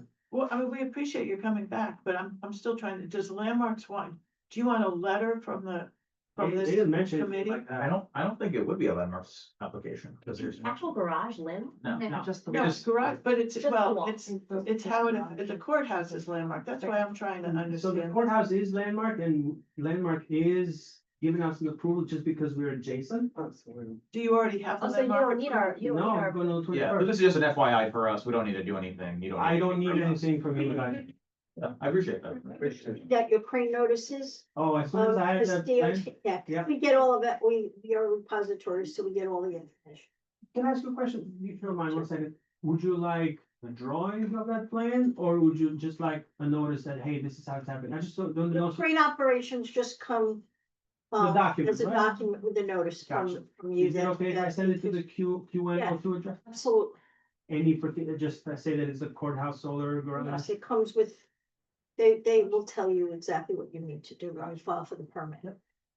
I will just say, I'm a co-chair of the City Services Committee, and we get a lot of noise complaints in that area. There's going to be noise. Yeah, so I know it's only a matter of days, but you might wanna just do something to make sure the neighbors know, because that's a vocal group of Yeah. neighbors there about noise. Can I ask you this? Talk to Kristen? Crestware Civic. Yeah, that's a good place. Yeah, the Crestware Civic Association, they kind of. Christine, when you're doing like a crane, don't you like send letters on the neighborhood that's gonna I be can. closed and affected? I already reached out That's on to- developers, so it's not on this. Yeah, I mean, the developer does have obligations to let neighbors know what's happening, Yeah. but the This is a- community board doesn't have to. We'd have an awful lot. So of speaking of the noise, An FYI, I just. I understand that. Just have my hand up here too, so Oh, sorry, that's okay. but I actually wanted to just follow up quickly on what's being That's a said. question. I do want to get to the noise part, because it's not just a few days, and a few days is the loudest noise, but yeah, I'll get to that. Okay, I will wait. I'll just keep my hand up. Go ahead, Sheila. You can go ahead. So just along the lines of what people are saying about the noise and about the closures, and I'm guessing you want to get this put in place before the end of the year because of the tax breaks, or I mean, the money, the federal money that's going to expire. There are no notices up now in the garage itself for people who use them. There are people who use this garage on a regular basis, as well as to Danielle's point, the neighbors surrounding it. I know, if we're saying it's developer's responsibility, we also say that DOT, we should have signs up letting people know streets are closed. I do think there's some city responsibility to let the users of the garage and the people who live around there know this is coming. Yeah, and actually, that's one of the comments you made when I first made the Yeah. presentation, which is part of the reason why I literally just walked into their business and into that building, and I said, who do I talk to about this? On the parking lot, luckily the owner was there. He looked at me all odd in the beginning, but then he said, oh yeah, let's talk about this. The businesses there, in terms of the notices, we plan on putting notices on the inside the garage. Flyers, letting people know as they drive in and out, at least a week before, ideally 2. And the reason I say that is because a lot of the mobilization date will be depending on weather. So if that's like a snowstorm, we're gonna tell them, okay, December 1st, but maybe there's a storm that's gonna block streets for 3 days. We're not gonna do anything then. So 1 to 2 weeks, we're gonna start notifying the garage users. And in terms of the building next door, the people that live there, we have talked to the management company, and we do plan on doing something similar to that with them. Theirs is not just the noise, it's also the fact that they have a garage on the ground, so they need to get in and out of that. We have to work out a plan, because right now, LIRR is gonna have to provide feedback as to how far the cranes can go towards the edge of that dead-end street. If we can go close to that, maybe we can, gives us a bit more room. If not, the plan will have to change. what does that mean? Maybe we need to tell them, hey, look, first of all, the on-street parking is gonna have to be blocked on those couple of days. We're not moving 60-foot steel with cars underneath. I mean, but that's only a few days. Yeah, just, there needs to, like, I live in a building with management, like, Yeah. things happen, management communicates it to us. We're Yeah. Usually not very happy, but then it happens. Yeah, in terms of the noise, most of the noise will be when the steel is being drilled into the column and the steel bolts are connected to each other. Once that superstructure is built, at that point, it's just light construction, because we're talking about fastening solar panels to the rails. Cool. Let's go to Maury to close it out. Yeah, I just wanna say, I just feel like in light of the recent tragedy in Coney Island where a solar panel blew off and killed a person because of the high winds. I feel like I can't not mention this, but I know that, this is extenuating circumstance, but, do folks that install solar panel canopies, are they aware of this? Do we know why it happened? Is there a way to mitigate those? I don't know what happened there. I don't know the project. I do know the company that built it. I haven't heard anything. It just happened so recent that I don't know what really happened there. It could have been installer error. It could have been a failed bolt. I am not sure. What I'll say is that there are, on the private sector at least, many canopy installations and solar panels that are flat to the roof. This is one panel that flew off from when Sandy happened. I remember I had to go when Sandy happened. I remember having my boss calling me at the time, say, hey, we gotta go clean up over by the Rockaways with solar systems there. Since then, I haven't heard of any solar panel flying off. We've been talking about what we could do different, and I think there's gonna be an industry-driven conversation that may give us ideas about this project too, whether it's implementing it after it's built. Right now, we're going by the ratings of the bolts, we're going by what the engineering is. There is another component to this that didn't exist before, at least on city properties, which is preventative maintenance. So, I'm sorry, but if this level of detail, I think, is more than this committee. Okay. Yeah, I mean, I appreciate your coming, but I think. I'll just say that we're gonna have the eyes on this every year. Okay, thank you. Yeah, appreciate you coming. This is good info. Yeah, thank you. Especially when you weren't required to by law. Yeah, we're Very just like, few we would just be. owners do. I'm gonna keep writing to you guys as I have more. Details. Should we provide a letter saying we support this? Does that help for any reason? No, they don't need it. I don't see where. They're There's already- what they need and then there's what might be helpful. Those are not always the same thing. You provide that letter, I will take it. I mean, I support solar. I Right. think we're happy to see, the overall solar generation in the city. And specifically on city properties, but I'm not sure that it's appropriate for us to get in the middle. Let me just say, if I go to that meeting and they say, well, can you provide a letter? I'll come back to you. Yeah, and perfect. get a copy. Yeah. Sounds good. That's perfectly fine for me. I'm just, normally, I mean, if it were an actual landmark application, that would be different, but since it's not on a landmark building, I'm not sure that they're required to. I mean, we've provided letters supporting other projects. I'm just saying that's not something unusual for us. And we don't need to do it, but I'm saying we have done that. I will, if you guys want to provide, listen, I'd be happy to take it. It helps my case, because it is an open hearing and, yeah, I will gladly take it. I just don't want to make it, I don't want to impose. But, so if you do, if it's easy and if it's something you can do, I will take it.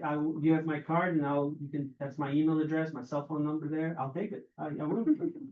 Tuesday, I gotta present it to Denmark, so if you do it, maybe before Friday. Thank you. Thank you. I'd like to move to the city Thank planning. Thanks, Ronald. Thank you so much. Yeah, thank you for coming. I mean, I would make a motion to provide a letter of support. What was that, Sheila? I'm making a motion to provide a letter of support. I appreciate that.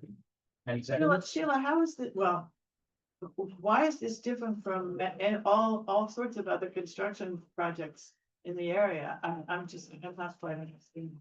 Which Well, we it's city-owned property and they're, you know, looking to, I mean, it's the first kind of solar canopy project on parking in, Discussion after there's a second. Yeah, who's There's second? a motion on the floor. Are you seconding more? I'll second it. Yeah. now discussion. Discussion. All right, continue, Sheila, I'm sorry. But anyway, to your point that how is this different, this different from any other construction project? It's a public entity and they're, you know, looking to add solar canopy onto this piece of public property. It's not like just any other private construction project. And to me, it is exciting to The have. only thing that's different is that they came to our committee and they are, I guess, asking for the letter. So if we're not opposed to it, we might as well say, hey, we support this. Or say we're not opposed, like you're Yeah, doing or- these services, yeah. Yeah. Right? Have a form. Oh, yeah. We do have a full form. Oh, good. City services is like a different thing. You want to call the question? Yeah, let's call the question. All in favor of writing a letter of non-objection, yeah, saying, go ahead. Oh, why not? I appreciate it, thank you. That's very nice. But I will keep you. Any, yeah, you want to pose? A unanimous. Coachville City. Yes. Coinsborough Civic. Let me see if I have there. No, it's no, I see something. Thanks for coming, appreciate it. Yeah, they have a new one. Let's move on to city planning. Yeah. So. It's still under hello. LSD project is still in your loop, as you all know, it's still in council. I have a couple of follow-ups from a couple of different months of questions, so I'm just gonna kind of go through those now. So one question, I think that's coming for me, is what happens with the council mods? You know, does it come back to the board or anything? And so after, the initial subcommittee vote at council, any changes that were voted on will be presented to the CPC. And then with changes, the proposal will go to the council for full vote. So it's not gonna come back to the community board, and then whatever changes the council adopts are the changes that will be adopted into the final. So you won't even go back to the board president, just straight. to the Correct, council. CPC review and then straight to the council for the final vote. Wait, that's one I was. Yes. And so then last week, we had a question on, there's a little bit of confusion on the 750-foot height limit, that we, across the street there from Queensbridge houses. And so that was actually not a CPC modification, that was a change that, DCP made to the proposal before it was certified. So that 750-foot height cap, across the Queensbridge houses, that is written into the plan as it stands today.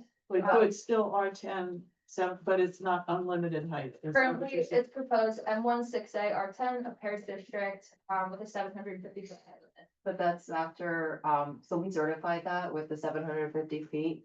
After hearing from the community boards, you know, when we had been engaging with DB1 and DB2. So that was written into, the zoning code.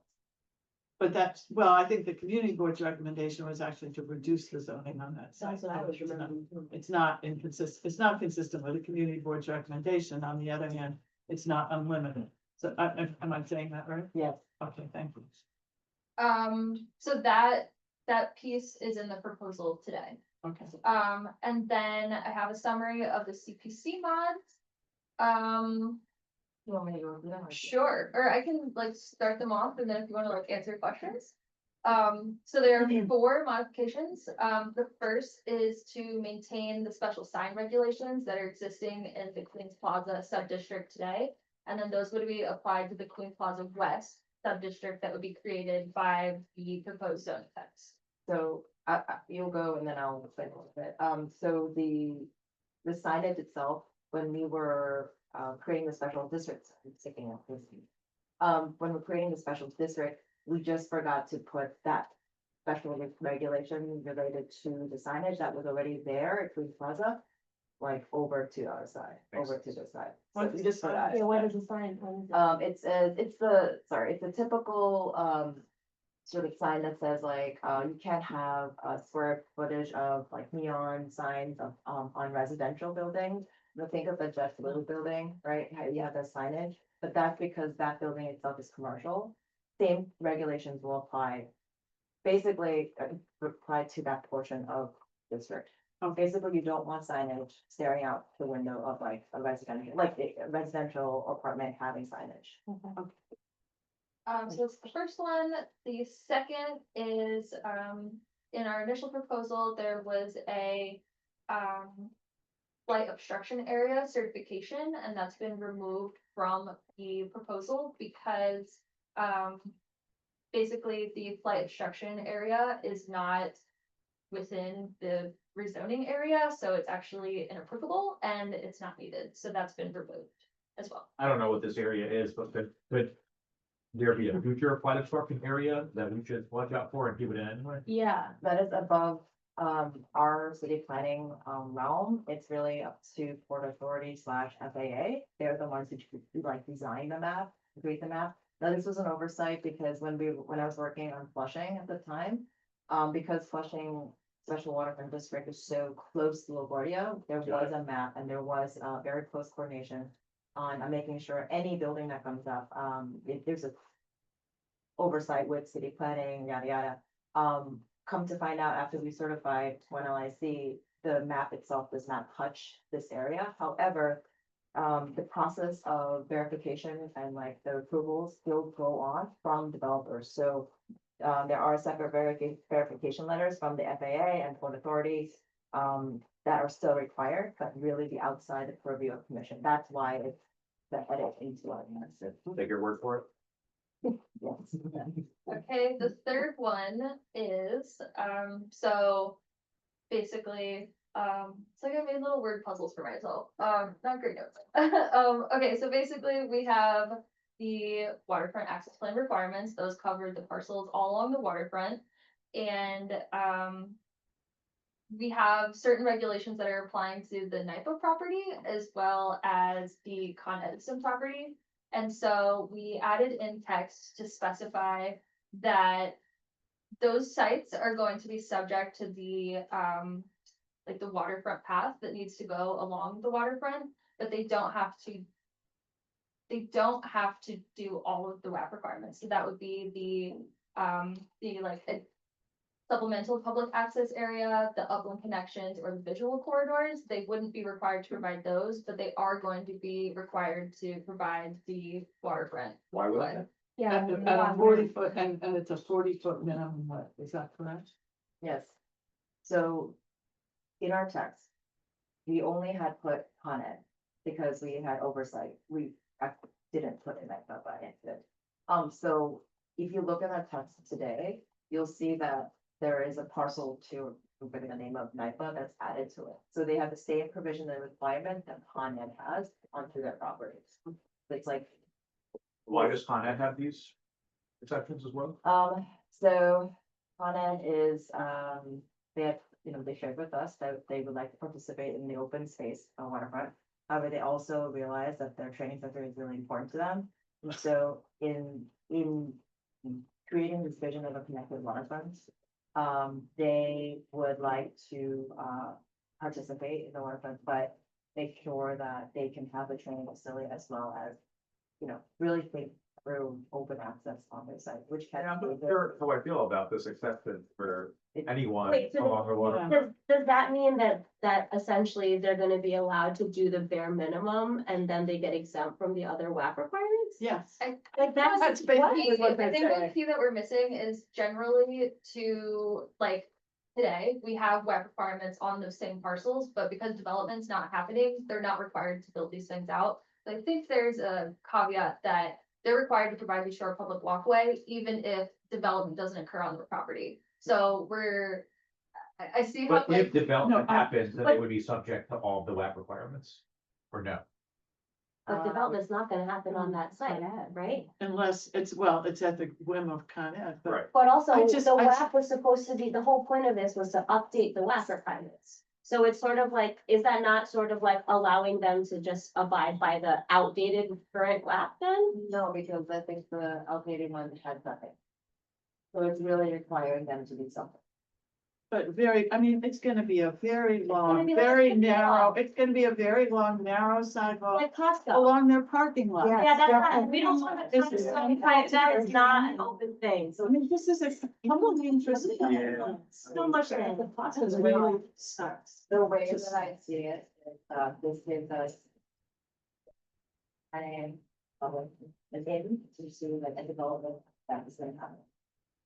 No matter what, they have to come to us anyway to do waterfront service. Can you just speak up a little bit? I'm having trouble here.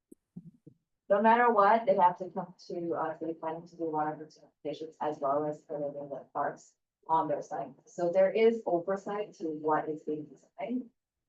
And we want to make sure it's coordinated again. We will be pushing for as much as we can to get.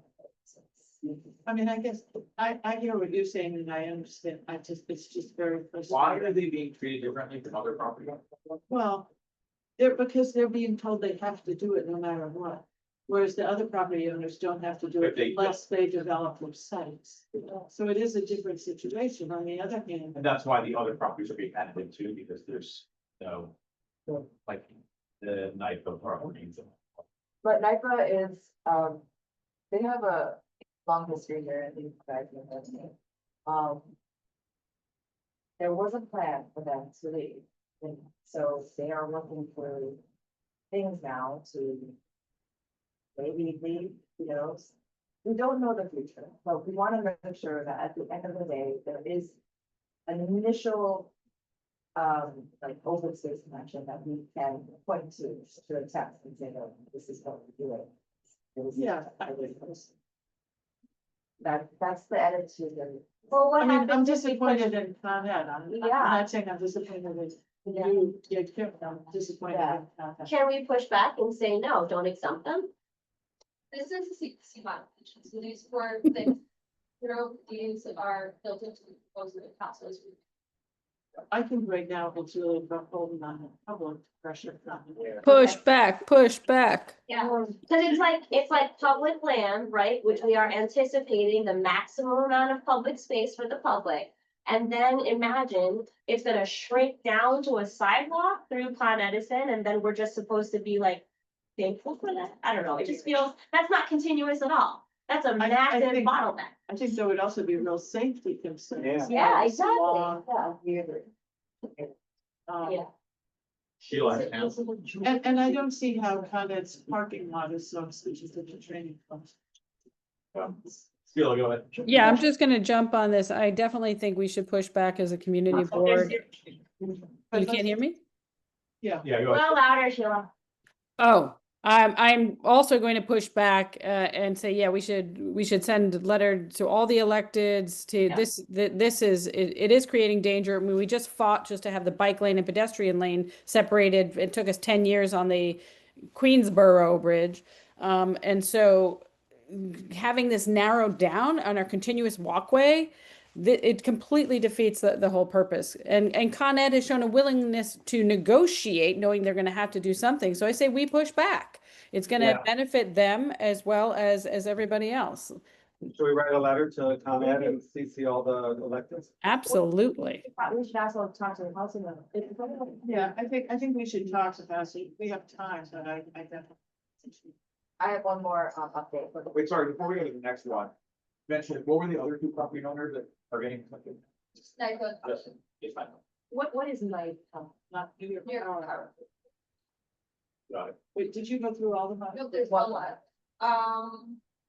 So the street frontages that are located adjacent to others. So the supplemental public access areas that. They are going to be considered wide streets for citizens. this is an oversight because, in this specific location, south of Antelope Basin, you have the Duke Park. There's Kansas State Park and Mendoza Park.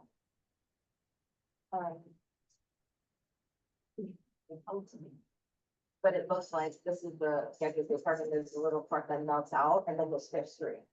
We just wanted to make sure that, we're in the language and consistency of what is development or, definition of a street near a park, that it be considered a wide street. It used to be a narrow. It's, yeah, in the technical terms of our zoning district, it is considered currently existing today as now, but we want to be consistent in the pattern of like open space and. What is So it's, that designation enabled? Oh, setbacks, so it's like more wider street. Set 40 feet. Wide street is a, 82. oh, yeah, it's like 60, it's sometimes it's considered 60, but it depends. Depends on the street. Okay, so that's it, it's really a technical. And to go back to the height. Yes. The 700 where you're not having unlimited height, where you remove the unlimited height Yes. provisions only facing 21st Street or throughout the district. It's the one, just the portion that has the M or 10, so it's on 21st Right. and along, Queens Plaza. So the entire. Oh, along Queens Plaza. It would North. be that front, like that rectangular. Development, rectangle, so initially. That's it for now. Do you want more updates? Those are the updates. No other, so some. Nothing else is in terms of new development. Zoning changes. Or do we have any application here? That's what I'm trying to say. Like the ones next to cemetery, the Best Buys. Best. Is it Best Buy? The PC Richards, sorry. Okay, the PC Richards site is working its way through the process, we're still kind of about the cost of the environmental review piece. So. I'm not sure. Developed it to residential. Yes, the proposal is for additional residential maintained with PC Richards and then added to facility spaces. The way that's gonna still be there, the piece of written, and then they're gonna go. That's the intent from. Well, they would replace it. They would build on They top of would it. essentially like rebuild a commercial structure and then Right. PC Richards would just be their tenant. Right. So it would look different, that's good for that. for everybody. Yeah. It's, I don't know if it's recognized, but I know there's a lot of stuff going on in the neighborhood, development wise, I mean. The Jehovah's Witnesses got a demolition permit now, and, yeah, they've got them, and on, It still has a thing. oh, yeah. Oh, it is still has a permit, okay, and then on, Greentown Avenue, where the old Rite Aid was. 46th Street, all the way to 46th Street, that whole block has been vacated, I think they've kicked out a few stores. There's one store left open, and I'm wondering if there's brand new. we could do like more questions. Yeah, it's, so south of Queens Boulevard, it's Greenpoint Avenue, 46th Street, 47th Street. Yep, yeah. South side of Greenpoint, 46 to 47. Not that I'm aware of on that block, but that doesn't mean they aren't working on coming to us. Also, on Stillman Avenue between, what's Auburn Street line? 48. 49. 50. 49, yeah. There's that whole block is. Yeah, I think that's just down the road. Oh, okay. Is it? Because those You mean tenants have- refreshing state? Yeah, Yeah. Yeah. there's rumors that they're moving into the Rite Aid. Oh, the Rite Aid across the street, that the Fresh and Save and, or the, on Skillman is moving to the Rite Aid. It's supposed to be a citizen. Oh, so that would make sense. No one was saying. Ah. That's what we. This is my portion, I'm getting my phone down. But it's the red portion that's to the north of Queens Plaza, north, the, right next to the Queens Bridge, if you're looking at if you're imagining in your head.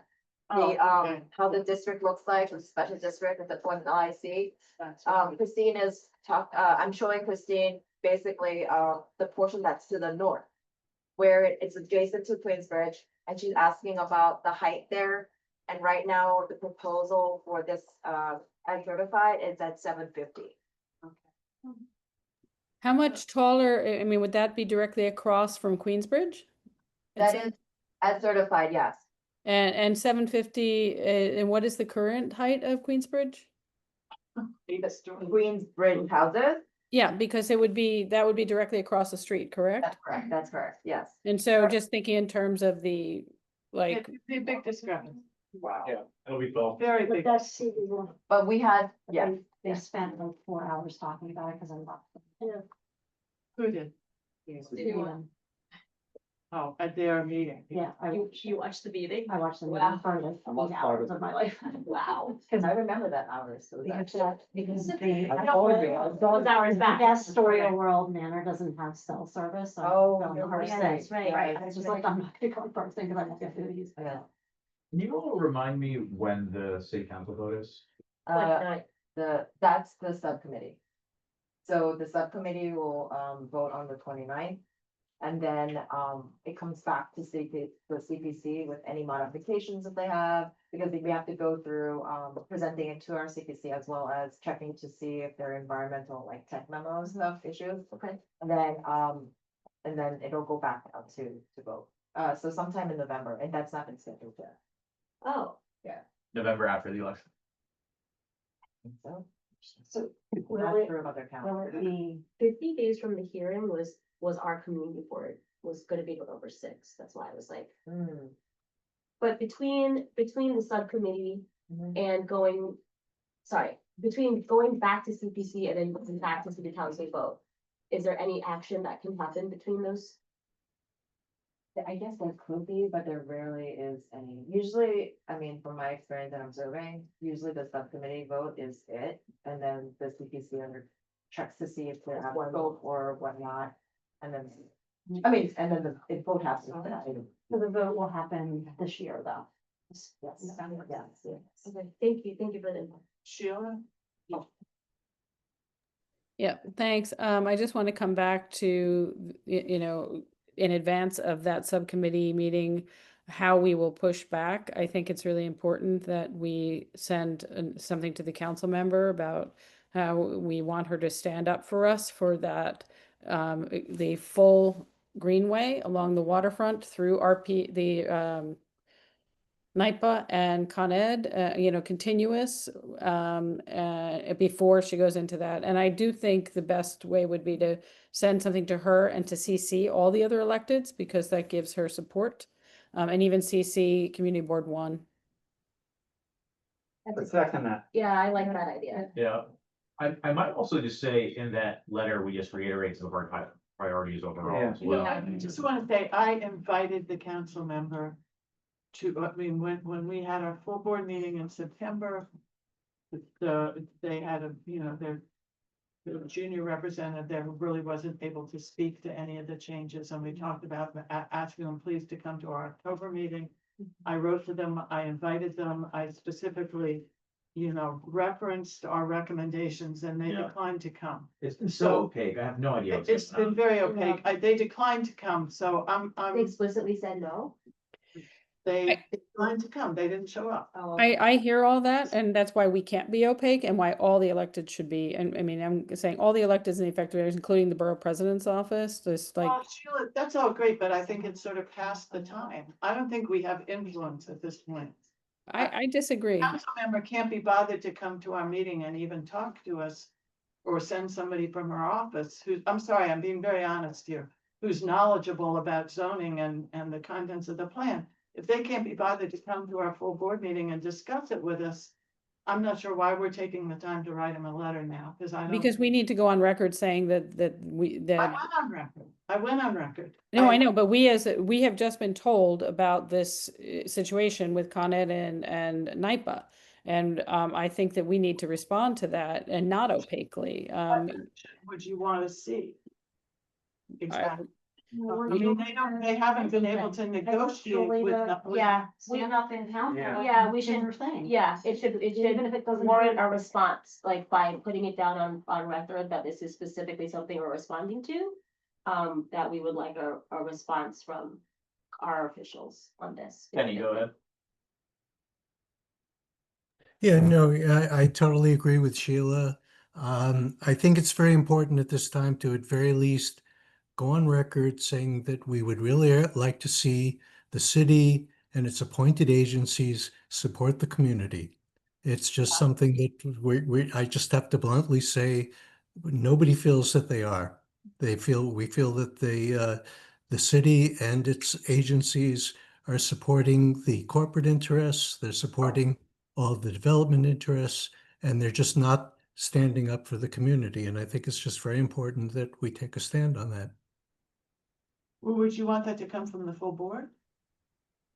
I mean, why not? Yeah. or the That'd be too executive late. committee? Oh, yeah. Oh, It'd be too late. okay. It'd be either the executive or us, probably the executive committee. And us, yes, and. Anatole. Yeah, just then. Why I not think both? we're up. Yeah. Yeah, I can come from both. We're land use, Sure, we yeah, should do fair it, enough, and then fair if the enough. executive committee wants to do Yeah. one, they should do. Yep. Cool. I'd also like to, I mean, maybe this is a separate letter, or maybe we could just loop this in, but I also think we should reiterate, to your point, along with our recommendations, but specifically highlight that we are, strongly urging the creation of an oversight task force committee to make sure that these types of points are actually followed through upon. Yeah, that could be the same letter. I think that's all Okay. part of the same. I feel like we should specifically name that. Yeah. All right.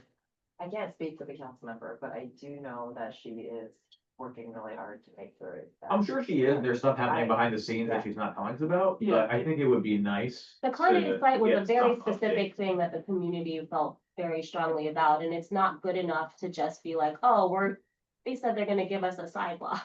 Like, that's not what we were talking about this entire time. Yeah. We should not be seeing things diminishing that we already assumed were part of the plan. We Right, should- yeah. we- And that waterfront connectivity is, if that's the council members. That was the main previous thing. goal. Yeah, that should not be okay. And I'm sure there's conversations happening that like need to be not in public Mhm. because these are negotiations, and I totally get it, but I think we still need some sort of update from her on a regular basis, and it's kind of weird that she's been silent for Yeah, it's so been long. very opaque. I agree with Yeah. that. And I think. Yeah. All right, well, We need Well, Anatole yeah, we report could- on this. We could on draft this language. something and try to get it out soon. Yeah. So we don't need to take a vote on that, do we?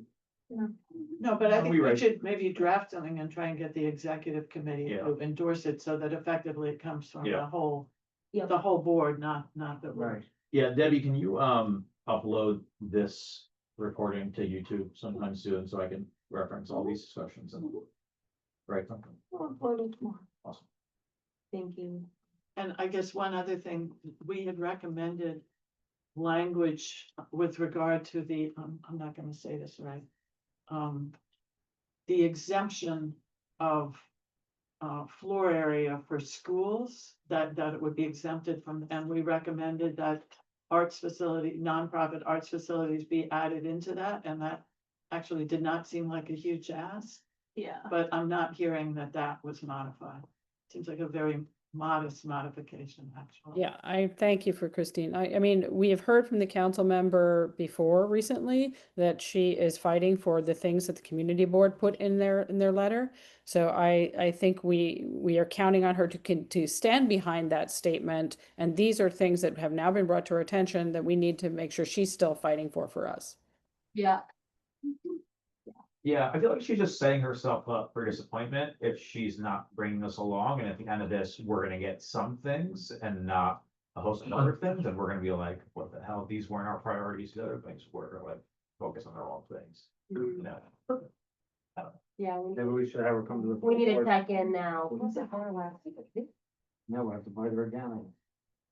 Let's all invite her. each- Well, yeah, I mean, I think that's 50 another times. point. We are all constituents as well, and we can all. So it's, Yeah, we can do that. some of us do that quite often. We may as well now. We don't have any. Yeah. All right, anything else? That's it for the agenda. Thanks for coming as always. Yeah. BTP. I have one little thing. I just wanna, I've been bringing this up in different committees, Debbie, you've heard me before, I just wanna mention, there was an issue a few years ago that we brought up because of, behind LaGuardia Community College where the Newtown Creek and they have the, bulkhead that is collapsing into the water. And then there was, a cement factory that started encroaching on the city property. Yeah. And taking over their property. Yep. And there was a pushback and there was a press conference and a bunch of committee members came. I think Sheila went, you went to that press conference, right? And there was a whole bunch of people that went and city officials and electeds, and they all talked a good story about let's fight this, let's fix this and turn it into a public space. And then it seems like nothing's happened, and it would be great if the various committees on the board, including this one, revisit it. I think there are 2 letters that are on our website that address it. One was from the Newtown Creek Alliance and one was from us. How long ago? I think it was 2022 or 2023. Okay. Um, I mean, at the 29th Street Greenway ribbon cutting, the council member was there and she did reiterate again, because we were all staring right at it. Yeah. That it's something that is, it's something that is up of mind for Yeah. her. and Yeah, so- especially since, I don't know if anyone else saw, but their EDC just finalized a bid to remove a barge in Hunts Point in the Bronx. So, you know, we deserve such love too. Yeah. yeah. Isn't part of the issue that they don't know who owns the land? Well, it was like, they didn't know if it was MTA or this MTA or another. or another agency, You but mean then, the but no board? agency is Yeah. taking over the property and I just was by there a couple weeks ago and the entire, all the way up to the bulkhead is just cement trucks. Yeah, They've just taken over the whole property. I thought that was public land. It is, I think. Yeah, that is, yeah, oh, okay, It's I see what just you're saying, unclear yeah, I see what you're saying. who's It's public So if land. it's public land, like why is a private company, like where's They're the, Squatting, that's what she said. they're squatting, Yeah, they're right, squatting. yeah. Yeah. That could be a park. We park. Yeah. You should know those people. Remember those folks, the parks people that were here last time? And they were saying like, Walk the park. yeah, they were saying, let us know of any spaces. Well, we should tell them. They reached out again. with- I want to with- follow up on that. Did they connect, did you guys? I don't know if Just anyone. today I got that. Questions to them? Well, no, we I haven't haven't, but addressed. they reached back out to us today, I think. Yeah. You sent something today, right? And maybe we should forward that to the whole, from Parks, yeah. Yeah, you did forward it to them. Can we forward that to the whole committee? Sure. That would be great. And the whole board. Well, no, the whole Well, land use land committee, use, since okay. we heard their presentation, I think. If you need city planning to help coordinate, this interaction, we can do that as well. I was not CC'd on this, time. Just because we are the agency that. I'll does forward the it to you. application. Okay, thanks. Yeah, I think they had a deadline of this week for sites that we would recommend, if I remember the email correctly, Oh. or was that deadline that was coming up? Let's just throw it in now then. Let's throw it We in. can just put it in. Yeah, well, I mean, they talked to us about a month ago, and I don't think we gave them any sites. I guess on a site. Did you? Okay. Yes, did you Hopefully send they this one, included send the it. other one? No, I sent Luca, Oh, okay. because that's really realistic, but Am I making that up? I feel like I saw a headline in there. I need my address, but I'll figure it out. Okay. We definitely should do I that. sent it to like Nick, because he was the one that was. Yeah, I was gonna say that, wasn't he I collecting? think I and copied the office though. For me, not seeing it. I might have totally made that up then. Used it with the work email. But there's something about them. Yeah, exactly. That's a good thing, Yeah. not a bad thing. Wait, yeah, it was a second email today at 4:43. They forgot to mention that the idea would have Yeah, there. signs confirmed by the end of day this Friday, and we'll be doing a site visit to Queen CB2 on Monday. Yeah, they Wow. We wanted sites appreciate this you to Friday. pass along this. Oh, information. definitely tell me. Oh, we can send something. So I just have to figure out how I get the address of that, because they need the address, right? I have it on the letter, You go to and it's on the website. You mean on the, which No, one? I need the bulkhead address. Yeah, I think it's on that. Oh, do you have Is it on Send that? it to Debbie. Let me see. Let me put it to the website. People. If you. Oh, Yeah. can it be? They can figure it I out. spent a lot of time trying to figure out the. Directly behind any greenway. Which I did figure out ultimately. All right, anything else before we break? Thanks all. Thanks, guys. All right, Thanks. Have a nice Halloween. Halloween. I'm gonna be wearing a costume Saturday. You can guess what that's for. What? A blow up costume, blow up animal costume Saturday. I'm not gonna say anything else. Oh. Happy birthday, Sheila. Thank you. That's not what I'm wearing it for, but that is happening too. No birthday suit, Sheila. This Saturday is my birthday, Tish James' birthday, and Zoran Mandani's birthday. Bye. Was that week this weekend? Huh? Yeah, Saturday.